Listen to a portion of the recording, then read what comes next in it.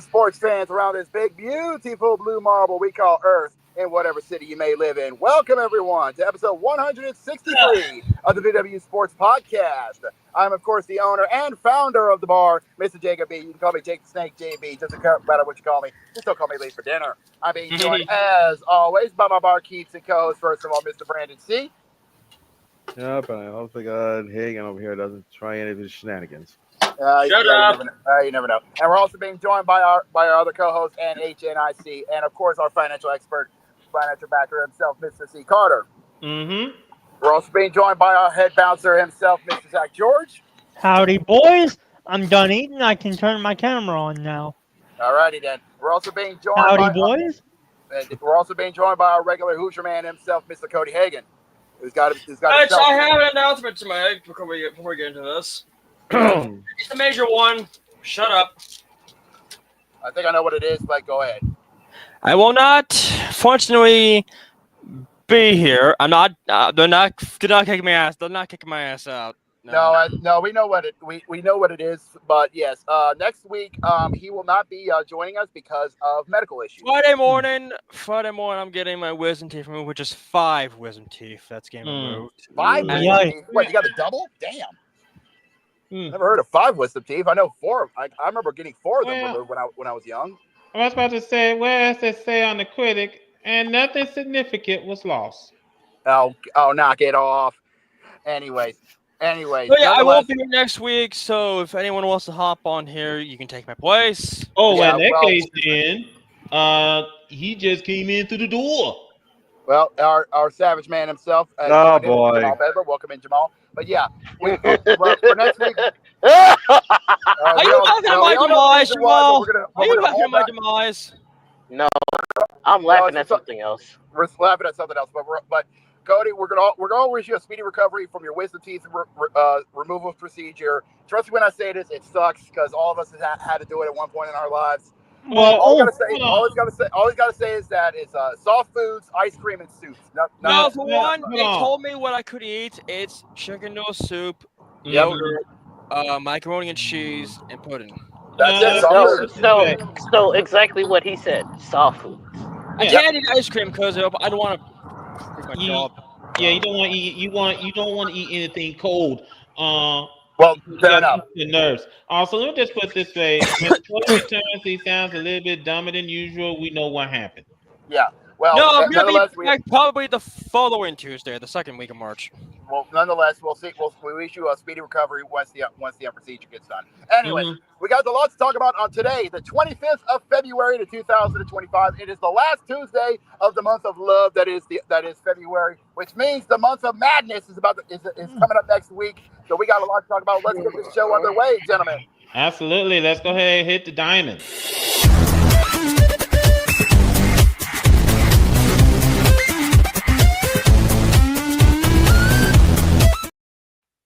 Yes, ladies and gentlemen, we're going to get off with the diamond because last week, ladies and gentlemen, spring training has gone underway in the world of Major League Baseball. Absolutely. Hit him with the stick.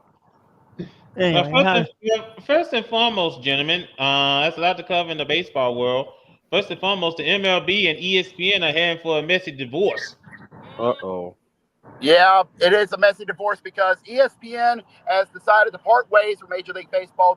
Major League Baseball after a long-standing relationship, and honestly, like you said, it was a messy divorce. They said it was under a mutual agreement. No. Mm-hmm. I think it was 30 years. Over 30 years. ESPN had Sunday Night Baseball. Yeah, it was 30 years. Yeah, it was 30 years of a mutual loving relationship, and ESPN decided, hey, you know what? After all this time, we're going to pull the plug. Mm-hmm. The question, I think, what is on everyone's mind is who's going to place them, because it's already like Turner Networks. I was about to say, speak up a little bit, Cody. We can't hear you. Because there's the Turner Networks, for example. There's a lot of other ones that have had a couple. Wait, time out. I think first and foremost, like MLB's problem is they felt that that ESPN is not covering them enough. And I think the problem with this situation is easy and simple. I'll break it down for you. It's a simple case of the totem pole, because we know in ESPN on ESPN, NFL and the NBA, they're king. You're lucky. College basketball is third on the totem pole. College sports in general is third in the totem pole. Yeah. And baseball and hockey are just battling up there for 4 and 5. There's So also a second And if issue. the WNBA keeps rising up, they might get ahead of them. yeah. And there's So, also the problem of RSNs because there's some in my area, the CHSN, and well, the other place that has the Cubs. yeah, marquee. I think Yeah, that Marquee the North. thing of it is, and I think what MLB has to understand is these are simple. I mean, ESPN paid like over $500 million a year to air their games, and I think what ESPN was trying to say is, hey, we're trying to cut back a little bit because remember, Disney has been cutting, letting people go on ESPN in a heartbeat, trying to save money. Which is stupid, which Disney is dumb at doing. Well, any corporation want to try to save money. Disney doing something heinous. Oh wow, who would have saw that coming? Like I said, ESPN. Now, ESPN is the same place that's trying to launch a brand new platform in which you pay $30 for it. Nah. I said, it ain't for me. But Well, I mean, I know a good place where Joy Taylor could get her rocks off. Oh no! God damn it, Jamal! No, I think the thing of it is, gentlemen, and I think what we have to understand and realize, Major League Baseball, well, I guess they feel, hey, we can get a better deal elsewhere. Okay, let's see. Well, Cody brought up about Turner. They have True TV. They have a lot. They have Max. Well, TNT, they have. yes. Yeah, they have. Congratulations! If you go to TNT, you're gonna get more coverage than wrestling. Well, I look at it this way. I mean, they're losing the NBA after the season, so At least it's, And AEW's ratings are slow as fuck. At least it's something. And also, we got ourselves our first comment in, and it's from Jeffrey Albritton of Shock Nation. He just said lol. Yeah, he's liking this. But yeah, this whole thing with ESPN and MLB is very, very shaky in of itself. Them saying F off. They could have been nice about it and told them that they were canceling their thing with them. But no, they decided to just say fuck off. Now there is more than just Turner. Cody. I think, like we said, so there's Fox because Fox is still airing their games, and Fox has FS1. been doing it for a good bit. There's Fox, there's TV, there's the Turner family as well. Now I did probably say in the Discord that there's a lot of others opportunities. Like I said CW, but I got to my ass chewed out for it. There's I think others. Well, maybe NBC the CW holding MLB baseball. Do you know how much of a downgrade that is for the MLB? Okay, sorry. I was gonna say there's not that many CW affiliates. Well, there's a whole lot of CW affiliates, but okay. I mean, baseball. Mets is one of them. Baseball is one of the biggest sports in this country, and you want to put that on the CW. Yeah, that's good for the CW, but not good for MLB. Okay, taking a downgrade. Other opportunities like possibly MLB streaming platforms like well, they already doing one with Roku. Roku's been doing the tip offs. Yeah, they already have one deal with Roku. Maybe we should go to NBC. Bring that. NBC's not interested because they themselves they air the Peacock thing. They have a whole lot of different programming on NBC and Peacock. So this is difficult for I think us as fans. If ESPN goes and MLB goes away after 2025, then what does MLB do? Like this is the confusion. I'm getting right. Where do they go? It's a tough proposition. I mean, hold on. First and foremost, it's not like as if Turner and Fox are just going to simply just walk away. I mean, there is one more, but it's like a possibility of an if. Here we go. CBS Sports. CBS Hear me out, though. Hear me out. I mean, They could probably do it. Cody, there's a problem with that. Too much CBS money? pretty much airs golf throughout the summer. Fuck. But we'll leave that alone. That's the topic we have to discuss for another day. Yeah. Let's definitely. Man, don't nobody outside of white people give no shit about no golf. I mean, you're not wrong. He's not wrong. He's Not not wrong. really ain't wrong. The only time we care about golf was when Tiger Woods was in his prime. Yeah. And then until he cheated on his wife, and then basically no one cares. Yeah, I still remember that Yeah, joke. you're not wrong. I was about to say, I still remember that joke David Letterman did on his show, The Late Show. He said, in which he said, "Here comes Tiger Woods, driving really come on. fast."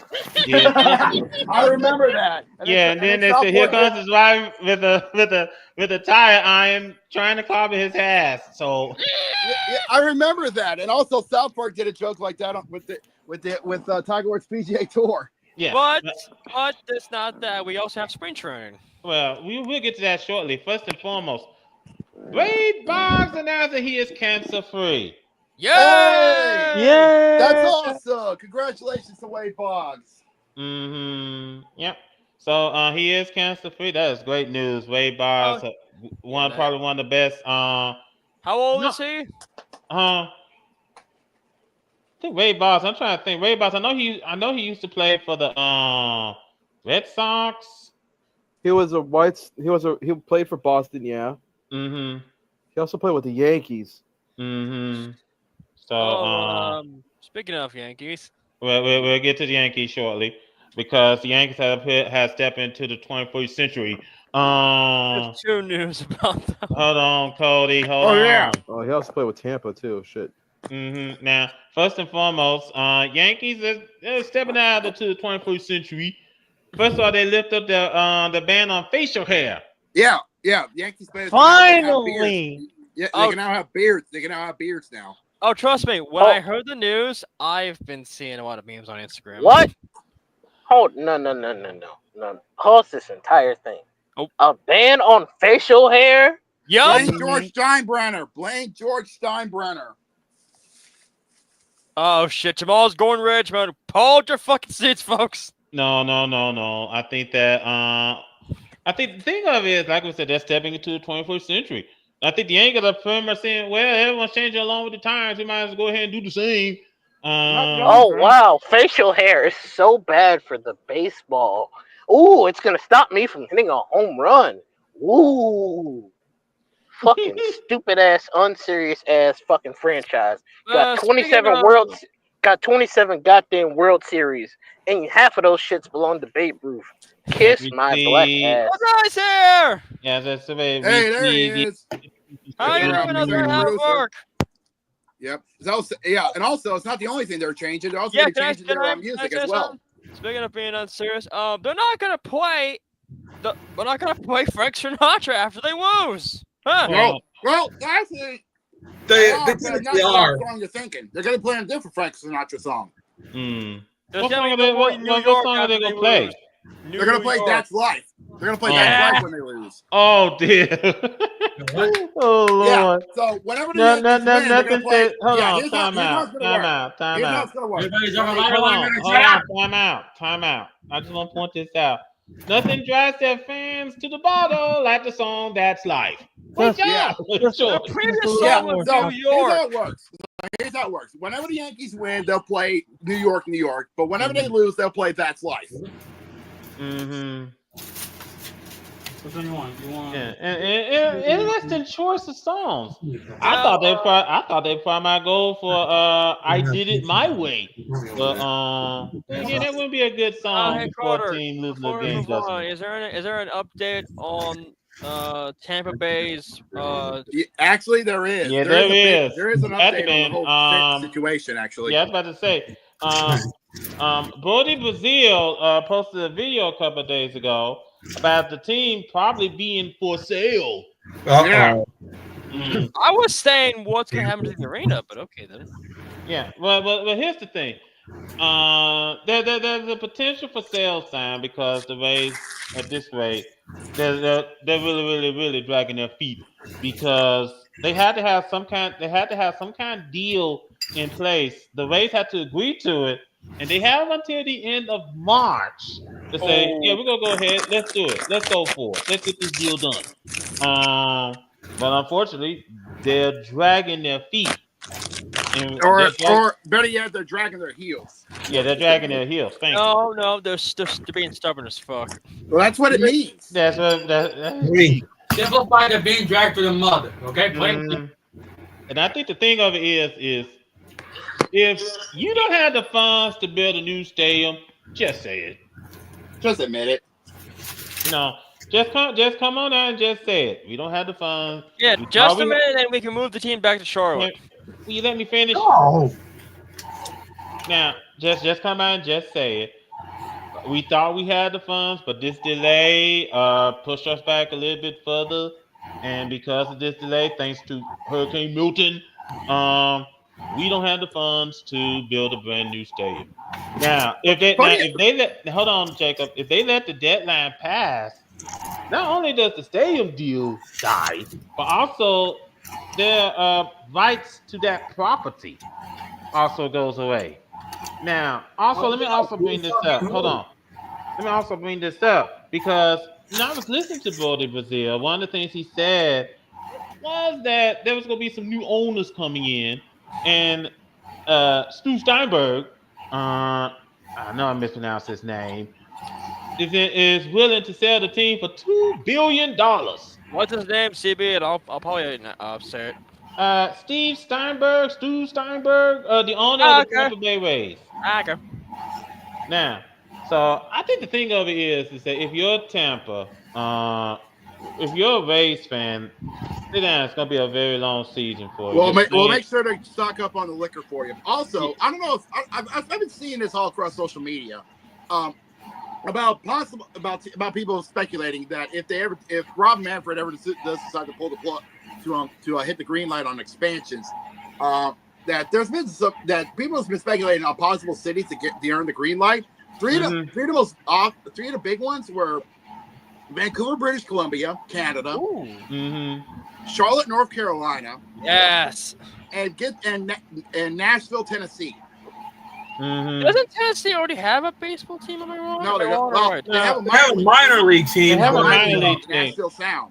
Yeah. Now here's the thing, and now I brought this up. Hold on, I brought this up on Discord that the only way I could see Nashville getting an MLB team is if when they do build a Major League Baseball stadium, because they have to. They had to have that guitar. It's Music City. You can't. Hey, Nashville known as Music City, so you can't. But I'm gonna go off topic because it is. No, you don't. Stop. We have seen this before. Stop. Now, fuck? I was gonna win up the. We're kicking you out of here. Now, I think that obviously.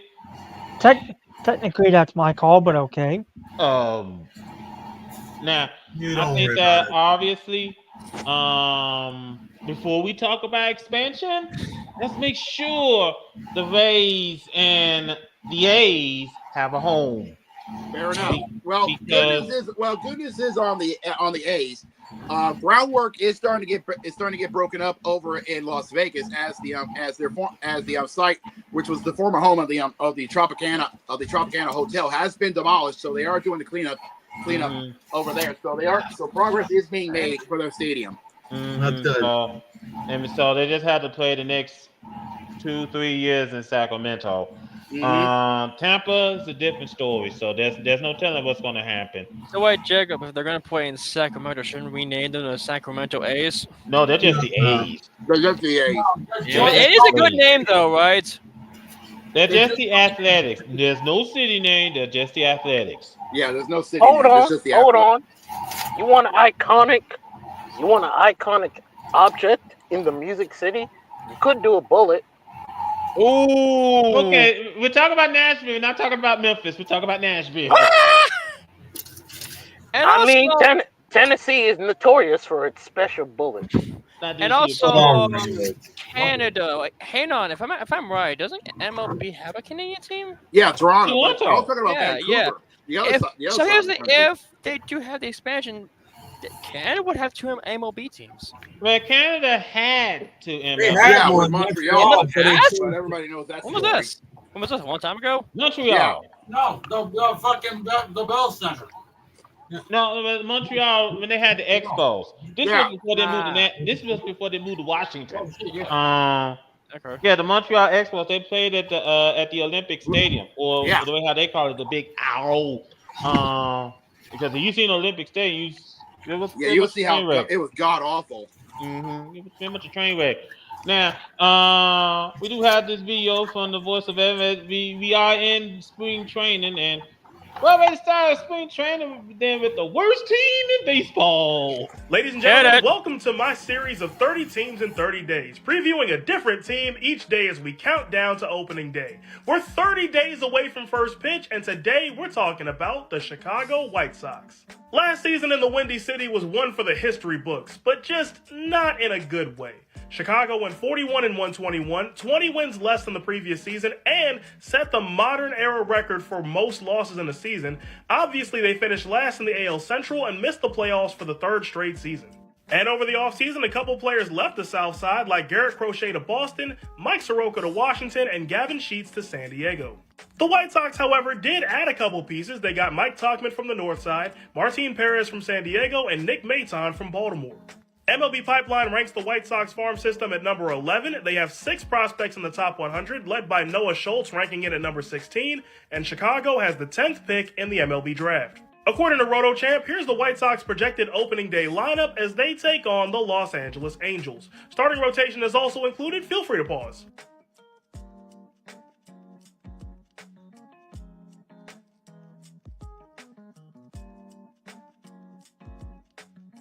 My big question for the White Sox is, surely it can't get worse, right?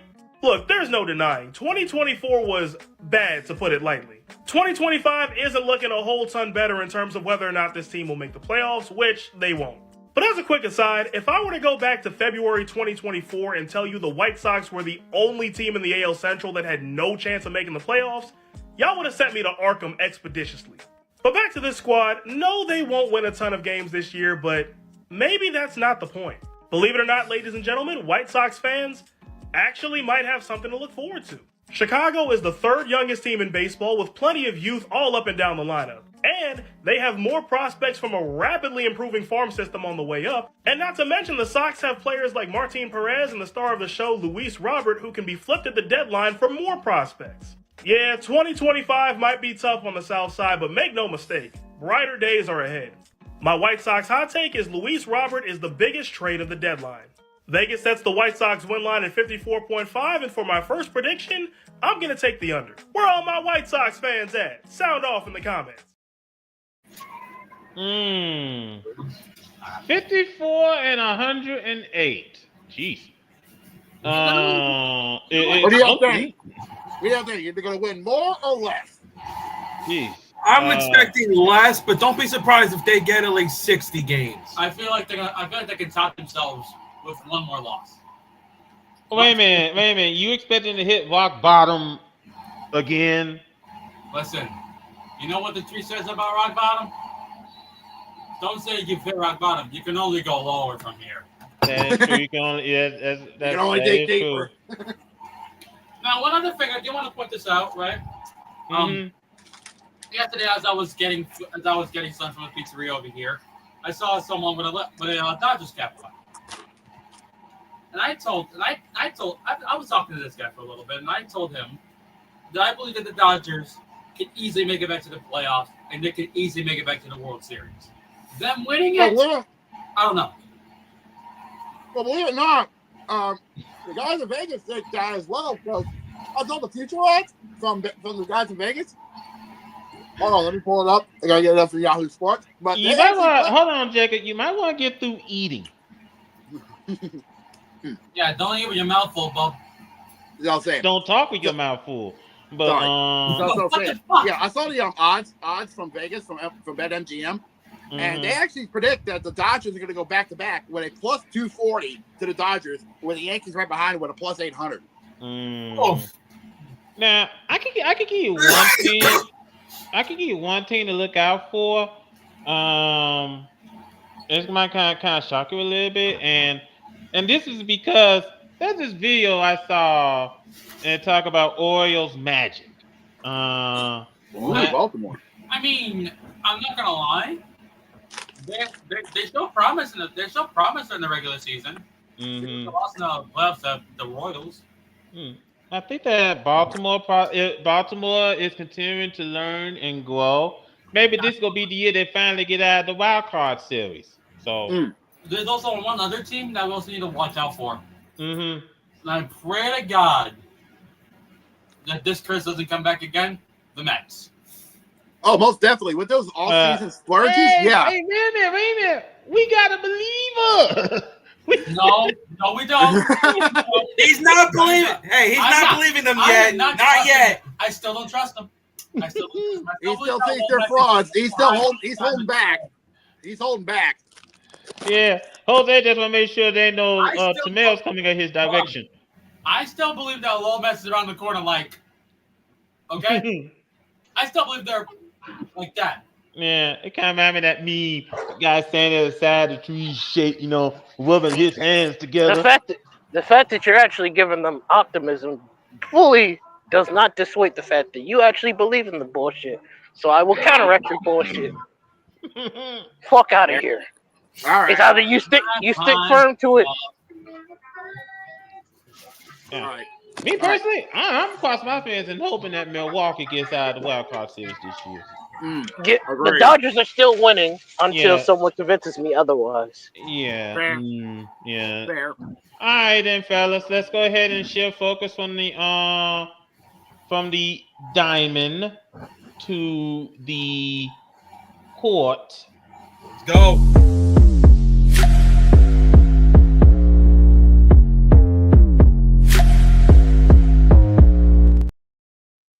So, sit down, San Antonio, because this is gonna hurt.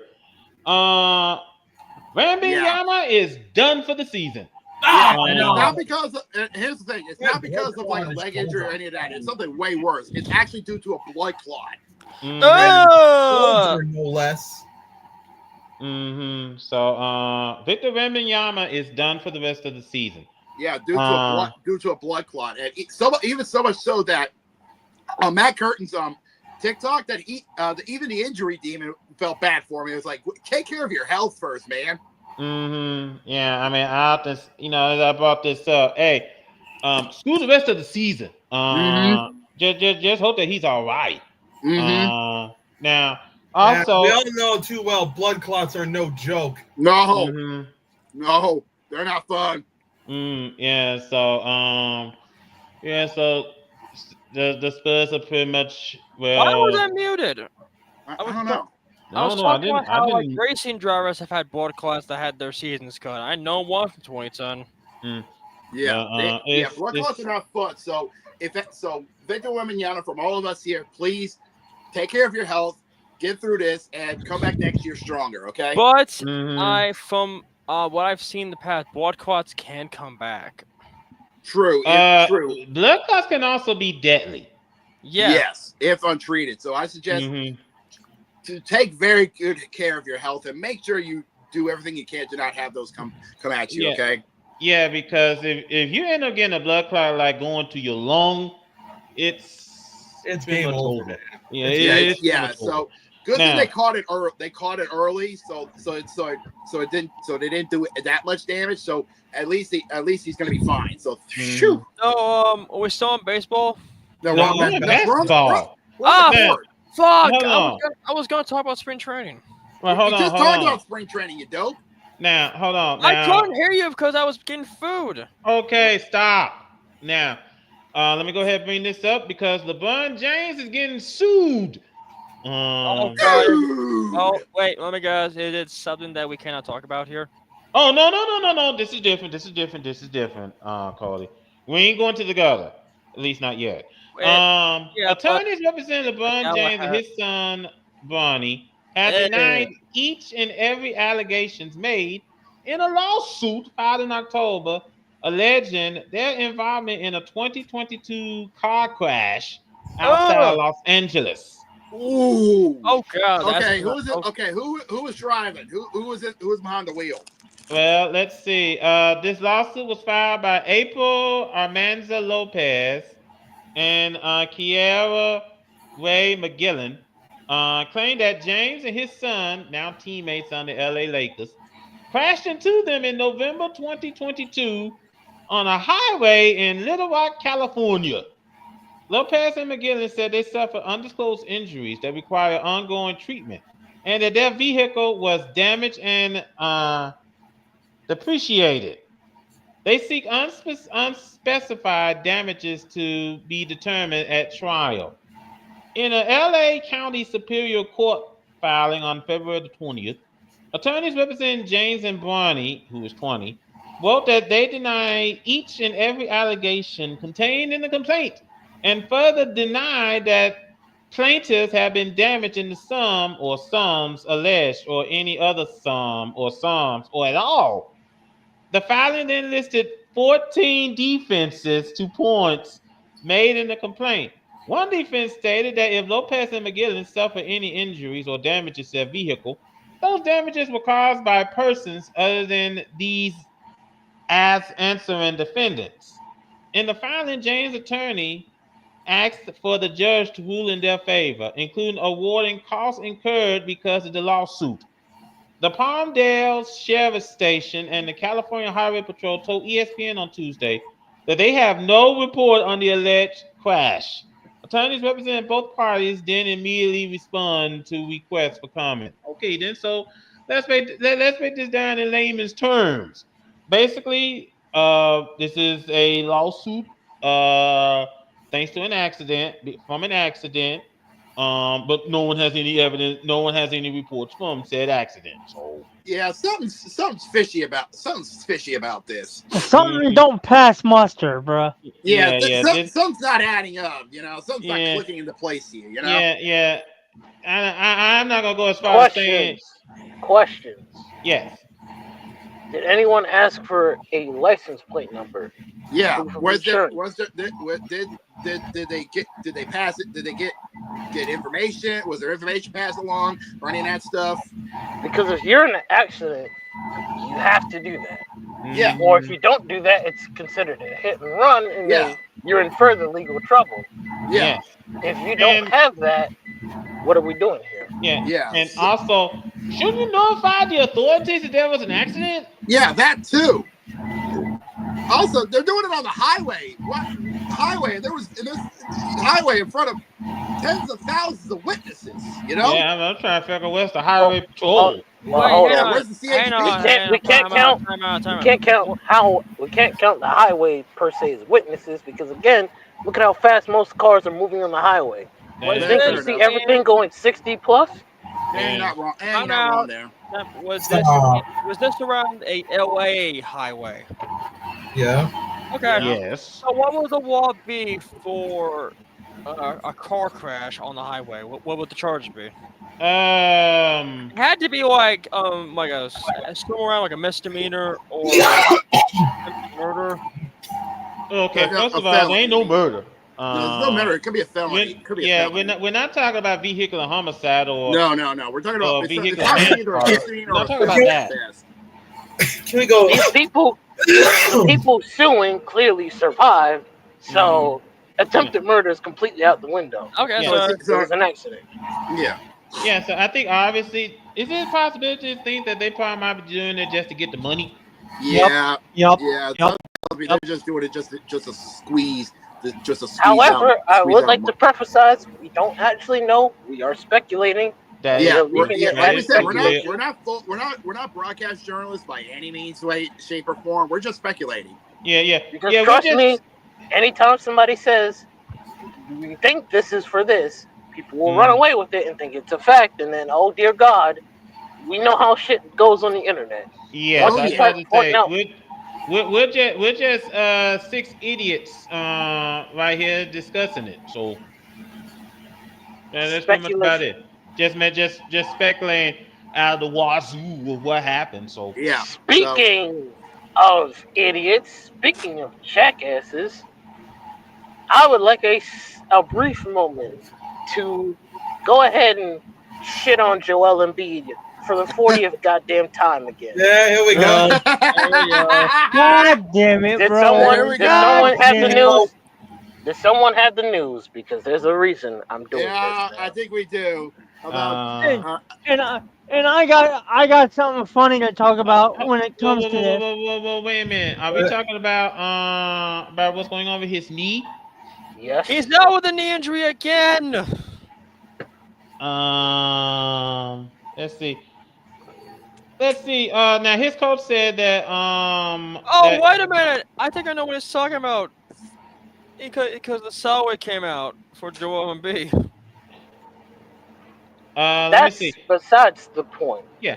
After Joel Embiid was ruled out for Monday's 142-110 loss to the Chicago Bulls, How following the the fuck did the completion. Bulls kick? How the fuck did Chicago? Hold Bulls on. kick Let Bulls Carter to finish. Following the completion of imaging on his troublesome left knee, 76ers coach Nick Nurse said that the superstar center will continue being looked at on Tuesday as both sides determine what the next steps will be. He did have some testing earlier today, which ruled him out for tonight's game. Nurse said during his pregame media availability yesterday. There's still further testing tonight, even yet today, and continuing tomorrow. And that's where we're at. Dang. Nurse did, however, say that he and the 76ers aren't ready to say Embiid's season is over. Not at that point at all. Just again, we are playing and testing and trying to figure out and go from there. Embiid was at Monday's shoot-around, sources say, and had been questionable with left knee injury management before going to get imaging done. His left knee has been a constant issue all season and for large portions of the postseason, particularly after Jonathan Kuminga accidentally fell on it in a game in Golden State last year on January 30th, 2024. Embiid has been openly frustrated about the lack of progress he's seen with the knee, which hasn't responded in the way he and the team had hoped. After last Thursday's blowout loss to the Celtics, Embiid said that he would need to fix the problem in his knee to return to the elite level he's shown in the past, including winning the 2023 NBA's Most Valuable Player award.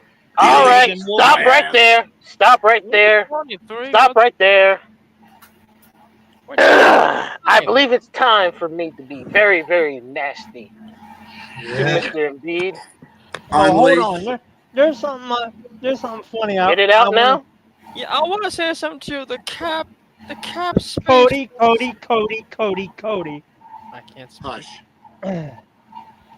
For those of you that follow the jersey market, I got shown a picture by a friend of mine and Jacob's in another Discord server of just how bad Embiid's jersey is marked down thanks to this injury.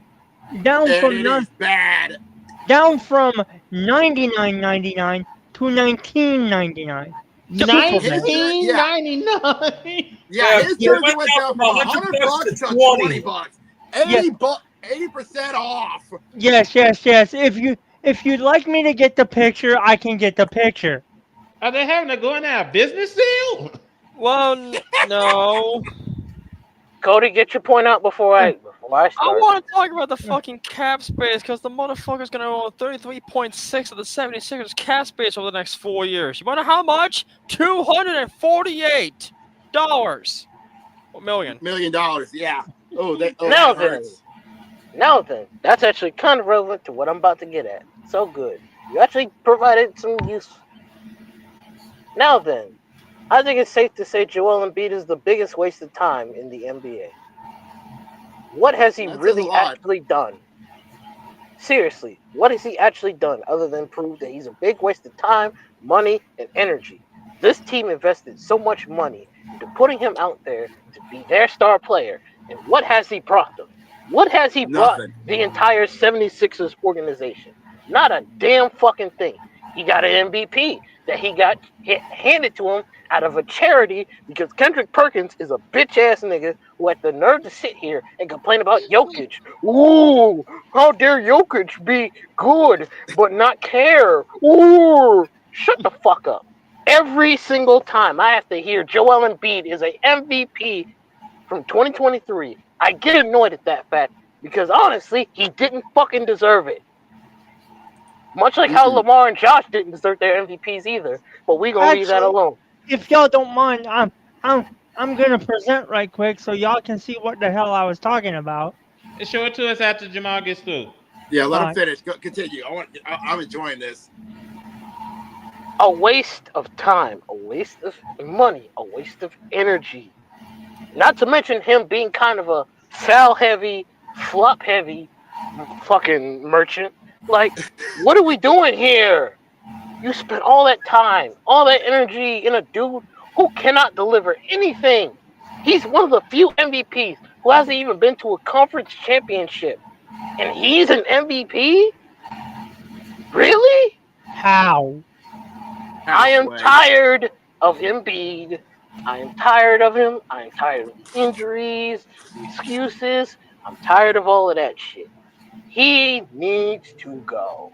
Oh, definitely. He needs to get shot out of a cannon.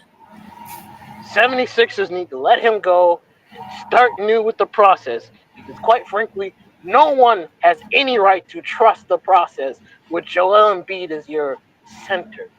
Yeah, he needs to go. Get him out of here so he can so Kevin Durant can take the permanent spot as my most disliked player in the NBA. Because right now, Embiid is number one. Now, since I figured Jamal is done, I'm gonna present right quick. I got the photo. Present image file. Yeah, we got this new thing from Streamlabs where we can show we can do images. So, yeah. I have not seen that. It's for the producers. It's slides and PDFs, video, image, share screen. All right. Yeah. So,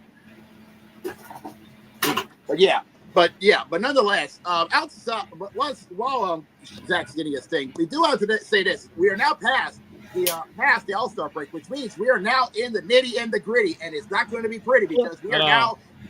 Look at here, boys. Yeah, look at it. Zoom in. Yeah, you need to zoom in on this. Zoom in on it. Oh, it's reduced to $20. Yeah, from $80 to $20. Oh.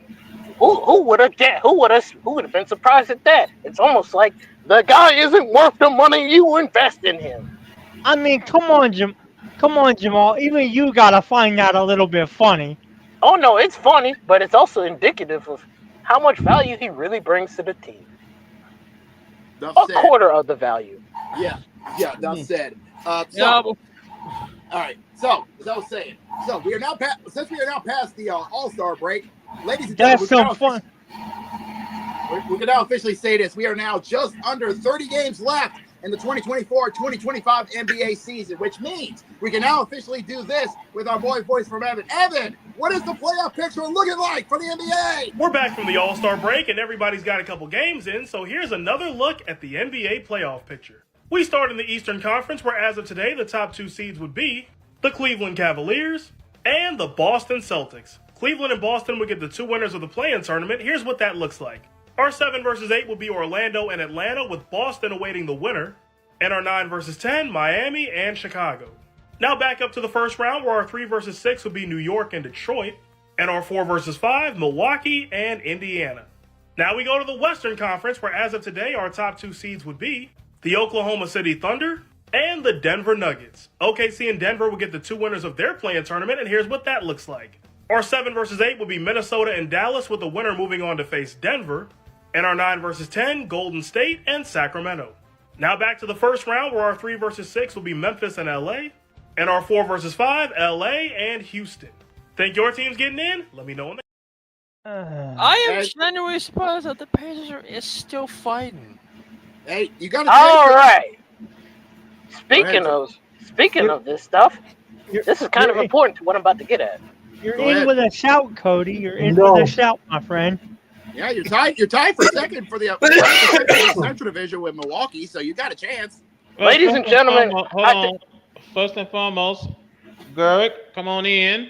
Hey, Secondly, the Weevil. Hey, What up, we Weevil? will. Weevil's secondly, back. secondly, floor is yours, Jamal. let's talk about the New York Knicks.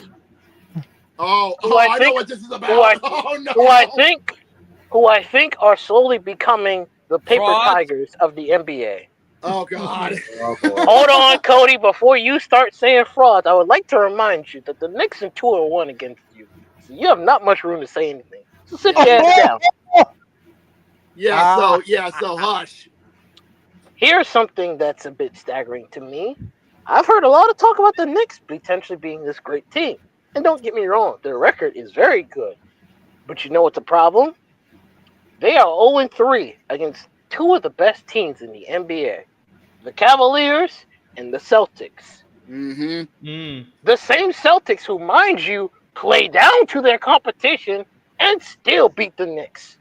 Still put belt to ass. But the excuse is, well, we're hurt. How many times is that excuse going to be used until you lose? When Evan just presented me that the Knicks would play the Pistons. And I'm sorry, but if the Knicks lose to the fucking Pistons in the playoffs, No. oh no. Fuck being done. I want Hit Kid on the podcast that week. He ain't hiding from shit. I want him on the podcast so I can cook his ass. If I have to go to Hold on, Mr. Jacob. Let me get my cooking in. Good. Let him go. I want his ass on the podcast because I will gladly framboy him over the goddamn stove. Because like I've been saying this entire time, all these big players, they sound nice on paper. But trading away 5 draft picks for one person is a reckless move that can come to haunt you in the later on. Look at what's going on right now. You're not even confident you could beat a top team. Hold on, Jamal. Speak of the devil. And he shall appear. Good. He's here. Hey, say his name and What's this about? Knicks fan. Oh, good. I can restart I can restart where I was from the beginning. I can start from the beginning. Is running wild, buddy. Let the coping begin. Hey, kid, I want you to explain to me why the Knicks are 0-3 against both the Cavaliers and the Celtics. Honestly, can I say about the Knicks, and I was coming on here to slam on myself, they have been pathetic against big teams, and the slow starts are absolutely disgusting. And they think Mitchell Robertson's going to fix this. No, he's not. I like Mitchell Robertson. He's great for defense and all that. But the Knicks this season are killing me inside with how they're playing against Cleveland and Boston. we like right now. What fucking right do we have to be confident going into the postseason? We may win in the first round. Yay! We'll probably I still think we are the third best team in it, but it's clear we're the third best team. Boston and Cleveland have been mollywopping us all regular season. It's embarrassing. There's a certain football song playing in my head right now. The only thing which can maybe help the Knicks right now, and I hate to say it, and this is cruel, is the injury bug if it hits one of those two teams. Which would be ironic because that was the very thing you complained about when it came to the Pacers. That would be horrible of me, and I don't want that. I think they deserve to get their ass whooped. No, postseason is different. I mean, I've said it. I still will have questions over Cleveland in the postseason. I think a lot of people have been saying that about Cleveland in the postseason. Very true. But if they play y'all in the postseason, but Boston, for me, champions. You got to beat the champs, and at the moment we can't even touch them. So they're my favourites to come out the East. As unfortunate as that is. Hold on. Let me go ahead and do this. Since Garrick is here. He is the Boston boy. There we go. Secondly, we are in February. We're closing February. Get ready to head into March, and well, the race needs to heat up sooner or later. It wasn't that easy watching the Knicks get hammered by the Celtics, 118 to 105. Don't worry. Don't worry, Britt, man. You got me hammering Joel Embiid for like the 40th time. So you at least get that. I mean, to put it brutally honest with the Sixers, what a dumpster fire. That makes me happy as a Knicks fan. Fuck the Sixers. Well, let me just bring this up because, I know that Hick is a little bit disappointed as a Knicks fan. How you think the Mavs feel after watching the Warriors slam them 126 to 1? Oh my God! That reminds me. No, guys. You think the Mavs feel disappointed over the what? No. The Mavs will be disappointed tonight. We'll talk about that in a bit. We'll talk about that in a bit. Hold on. Before we even get on that, Shaquille O'Neal. Well, what the fuck are you talking about? The Mavs will win this trade in 2 years. What? Shaq, Shaq, I love you to death, man. I love you to death. I love you along and all Here's the thing. They would only win this trade if they get something good in return or if Luka tanks. That is the only explanation. They only win the trade when that happens. That ain't happening. You gave the Lakers a future franchise player, and you have to sit here and you have Shaq spitting out your copium from his big 7-foot ass, talking about they'll win their trade in 2 years. Maybe if Luka leaves LA, sure. But the fact doesn't change that. You let him go in the first place. He is your franchise player. He was one of the reasons that team was watchable. And you let him go because he was too fat. Oh, because you want to enjoy a honey bun every once in a while.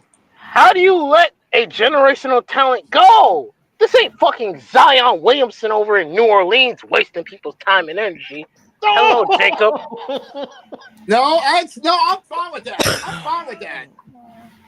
Fucking, we got players who waste people's time, waste people's energy, waste people's money, waste people's cat space. Like fucking Joel Embiid, Zion Williamson. I was gonna say Kevin Durant, but I'll be nice and leave him alone. And then people have the nerve to shit on fucking Jason Tatum? Really? This is what we're doing? Are people dumb? Let me be clear. Although I'm disgusted with the Knicks right now, playoffs can be playoffs. Playoffs, you never know what's going to happen. Okay, but right now for me, I think the undisputed the favourites out the East are the Celtics. You have to go with the tested product. Love the Cavs. Love what they've done all season. We don't know about them in the postseason right now. I think that's what we have to say. There's no trust there. I'm gonna be petty as hell about the Knicks and say that somebody needs sacked in the morning. I don't think anyone needs to get sacked. I think that's. Let me be clear. I know there's a lot of people calling for Thibodeau, which I think is harsh on him, but it's possible. But I don't think anyone. I don't think you can get rid of Leon Rose and all that, considering how much he's helped build this Knicks team back up into a contender. Not at all. That's right. Five picks for one player is a disastrous formula waiting to bite you in the ass. You could have made your team stronger with one of those 5 picks. What are we doing? That's the trade which may haunt him, but look what he's done elsewhere. What are you doing, Cody? What is Cody up to? I'd rather not hear off the Pacers fan. Nah. Whatever. Now, according to the Mega Casuals, the Pacers are the 10th best team in the NBA, which is not all that shocking. But considering who's above them, Cody, you're muted. Yeah. Cody, you're muted. I know. He lost the Nuggets. Well, of course, the Nuggets are one of the best teams in the NBA. Of course you're going to lose to them. No disrespect to the Thunder. I think they've been amazing this year. I'm still picking Denver. Well, let me go ahead and go through the schedule here tonight, boys. Yeah, let's run down tonight's game. Starting off, in fact, tip-off in just about 5 minutes over in Toronto at the ACC. It's the Raptors and the Celtics. Should be very interesting. Now, man, don't nobody give a fuck about no Toronto. Get these dudes out. Yeah, no one gives a fuck about Drake. Hold on. Oh, well, hold on, gentlemen. I Hey, say that I would yo! say, hold on. Hold on. You might as well let us get away with it. Say, Drake, I hear you like I'm young. No! Oh, you know, oh, they are a minor, as we know. Minor. Anyways, lawsuit, lawsuit not coming. Of our Yeah. TNT doubleheader. At 7:30 in Orlando, we got Orlando Magic or Orlando Tragic, depending on who you ask. It's going to go head to head with the Cavaliers of Cleveland. Well, good luck, Orlando. Yeah, I was about to say you might be joking about Orlando, but and this is sorry state of affairs in the Southeast Division. Magic, Heat, and Hawks battling for division, all of them under 500. Can I say this? Can I say this? The Magic have been hit with injury. True. It True. The injury depends. bug has not been kind It to Orlando. does depend how fit they are. If they get some of those players back for the playoffs, they are the team I would not want the Knicks to play in the first round. Would they be considered the dark horse if the injuries are done and dusted by the time if the playoffs injuries are start? passed? I say they're the team which neither the Celtics, the Cavs, or the Knicks will want to play in the first round. All right. I would. Now then. I'd make that case about another team that's not. Go on, who are you making that case about? The Pistons. Ooh. Okay. Pistons. They literally have been at the bottom. You cannot go any lower than them. Last year they were ass. I can't argue with that. Actually, they've improved from That's mediocre what to mid. They've been improving every year. As much as part of me wants to argue with that take, I can't argue with that take. That take is fucking valid. Yep. And then at 8:00 on Amazon Prime, we will over at the FedEx Forum, we will see the Suns of Phoenix go head to head with the Memphis Grizzlies. Grizzlies are gonna call Ja Morant versus Kevin Durant. All the memes are gonna be lovely. Oh, by the way, you gotta think John Moran is gonna be in a pissed off mood due to the fact of what happened to him when some dudes decided to break into his house. And then, of course, we are waiting for the main event, which we all know what we're waiting for. Well, I know John Morant loves his gunplay, so. Oh, come on! Anyway, also coming up later on this season at the Toyota Center, we got the Bucks and the Rockets. Yep, that's That'll be a good game as well. Also at 8:00. That'll be intriguing. Also at 8:00 at the Smoothie King Center, the Pelicans will be playing host to the Spurs of San Antonio. All right, then hold on, time out, because this game is going to get as ugly as you can get. No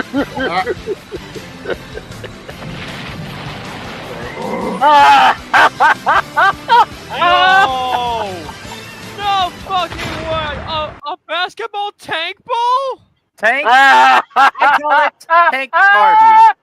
I don't laugh at the Spurs because I genuinely feel bad. No, I feel bad. But I do laugh at the Pelicans. I feel bad for the Spurs. And also, it's tank court. That's what it is. It's the tank ball. I laugh at the Pelicans. Yeah, I laugh at the Pelicans too. And here's the thing, because the Pelicans are 14-43, and Zion Williamson 24.5 points per game so far this year in the games in which he played.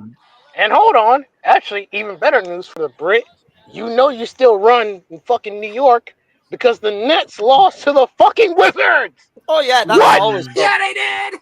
How the fuck do you lose to the Wizards? The Wizards How do you lose to a team that hasn't been relevant since 01 Jordan? Listen, you all know that I fucking love that the Nets suffer. It don't matter. It don't matter how bad Paper Tigers the Knicks may be in terms of the playoffs. They will still run New York for as long as the Nets are ass. Fair enough. In the co-main event slot, the Warriors of Golden State will go head to head with the Hornets of Charlotte over at the Chase Center. This ain't the main event, Jack. Oh no, I know that because the real main event is going on in LA. Oh boy. Yeah, it is. Yeah, the main event slot on TNT. The Lakers of LA at the Staples Center. I will die on that hill. We'll go head to head with the Dallas Mavericks. It is the Luka game. Okay, I got a question. I find that a silly subject today on Worst Take, by the way. Hold on, time out. Hold on, let Let the Brick get his point across. No. I find that an absolutely hilarious segment. Shannon Sharp and Stephen A. and all them debating. Does Luka need to have an impact in this game? Gee fucking whiz, does he? He's out for blood tonight, is Luka Doncic. They traded him because they thought he was too fat. He did. All I'm going to say is this. A too fat Luka Doncic is better than most people that the Dallas Mavericks have on their entire team. Hey, that and you reminds traded him off. I was about to say, hey, that reminds me. Is Antonio Brown playing this? I mean, is Anthony Davis playing this evening? No, he's still hurt. He's hurt. He's out. He's out. Glass cannon. And somehow Anthony Davis is still more functionable as a player than fucking Joel Embiid. Yeah, How the fuck? By the way, does that work? I'm expecting because Joel Embiid is trash. I'm expecting Doncic. If he pulls a double, I will laugh till the cows come home. And Nico Harrison. Okay, well, Nico Harrison, prepare yourself. By the way, we should make this clear to Luka and the Lakers, though. This is a game you can't afford to lose. That is true. It's so bad for your rep. Yeah. This is a game we are expecting you to murder this team for revenge. Oh, please. Mm-hmm. But we need to be clear.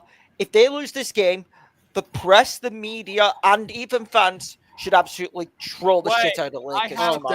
Definitely. Luka, all we gotta say is this: we love you to death. You're an honorable man. You're a nice guy. But for tonight and tonight only, put those to the side and let out the hate. Wait, I got a question. Where are they playing at? LA or Texas? It's at LA, dude. He literally said the Staples Center at the beginning. I know that. Hey, if it was in Dallas, I am paying attention, jackass. Clearly, you're not. Someone mute the dummy. I'm not dumb. I wanted to ask a question. Fuck. Now, let him ask. Hold on, just let him ask because he's going to continue asking. Okay, just let him ask. If it was in Dallas, the Dallas Mavericks fans would boo the fuck out of Luka. No. I don't think so. What? No, actually, no. Let me have it. Because from the other they think they betrayed him. They're the ones who sent him to fucking LA. Your management sent him to fucking LA. No one say a goddamn fucking thing. No one say shit. Let me have this. You know what? You roast him. You know how to do this. What would Dallas fans boo Luka for? It's not like he asked to leave. He wanted to stay. Did you see the letter? He wanted to stay. Boo him for what? They didn't want him gone because they knew he was good. We know Dallas Maverick fans. I know one. You think he wants Luka gone? The fuck? Somebody mute this motherfucker before I actually get angry and break a blood session, please. Josh. There's not a Dallas Maverick fan in our Colorado All-Stars fingers, though. No, there's a Dallas Maverick fan that you and I both know. Oh, who's that? Jason. Oh my god, I need to troll him. Wait. Oh my god. Well, hold on, gentlemen. Let me just point this out. Especially if LA beats the living daylights out of the Mavericks this evening. William Harrison, just stay away from your phone, buddy. Back in the morning. I love that. I think I broke a blood vessel in my fucking skull. Oh god. Take a minute. Now, a moment too soon. We'll go ahead and let Jamal get his energy ready for the and since we're still on the basketball side, let's go to the call. Fair respects to one Diana Taurasi. Hold on, Jacob. Diana Taurasi has called it a career. Oh yeah, on the WNBA side, Diana Taurasi, legendary player after 20 seasons of great stuff on the courts, has decided to hang up the cleats. Yeah, Diana Taurasi played her entire career with the Phoenix Mercury. Yeah, Phoenix Mercury legend has decided to hang up the cleats. And honestly, if I wouldn't be surprised if the Mercury have decided to raise up her jersey and retire her number. Yeah, I think that's common. I think that is definitely common. So congrats to her. And we might be seeing her in a future front office role. You know. Yeah. For the Mercury, they're gonna have to rebuild because Brittany Griner's gone to Atlanta, so gonna be a long season. Now You're done. Yeah. So let's go ahead and head on off to the college.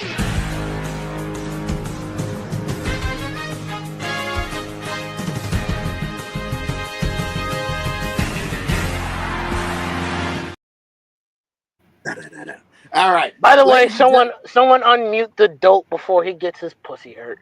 Hey, yo! All right. All right, ladies and gentlemen, we got ourselves some big I can't unmute him because he chose to mute himself. Oh, wow. Well, anyway. Oh well. No loss. No loss.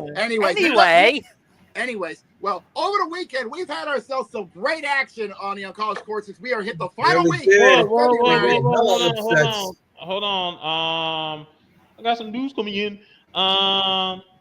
Indiana University of Indianapolis, IU Indianapolis. That's actually a college in Indianapolis, named after IU. Members of the IU Indianapolis men's basketball team are unhurt and back home Monday, a day after their bus caught fire on Interstate 275. Oh God! Boy. Oh God! The school posted a message on Twitter on Sunday that all team and staff members were safely evacuated from the bus, which experienced a mechanical issue near Kent, Indiana. The Jaguars were traveling home following a loss at Northern Kentucky. The team completed the trip home after being picked up by a second bus. Pictures posted on social media showed the charred remains of the bus on the shoulder of the highway. Let me check this out a little bit. Wow. Is that bad? Yeah, I'll just leave it here in the private chat and you see for yourself. Oh boy. I gotta see this. Let me see this. Oh damn. God! Oh wow. Good Lord! I hope you want to talk about Colorado, because Jesus Christ. Jesus fucking Christ! Yeah. Good Lord! Yeah. I'm really glad that all the members of staff and the team were safe. Because good Lord! Mm-hmm. That is woof. Yeah. So, and I don't think. Damn. That's ugly. Yeah. That's good. I can't. Someone go post. Someone's gonna have it posted eventually. But yeah, that's what happened. Pictures posted on social media show the charred remains of the bus on the shoulder of the highway with only the carriage partially intact. The bus windows were gone and the fire burnt through the roof. Good God! Oh. I'm thankful that everybody on board got out safely before shit hit the fan. But damn. Yeah. That's saying something. Now, there was some upsets over the weekend.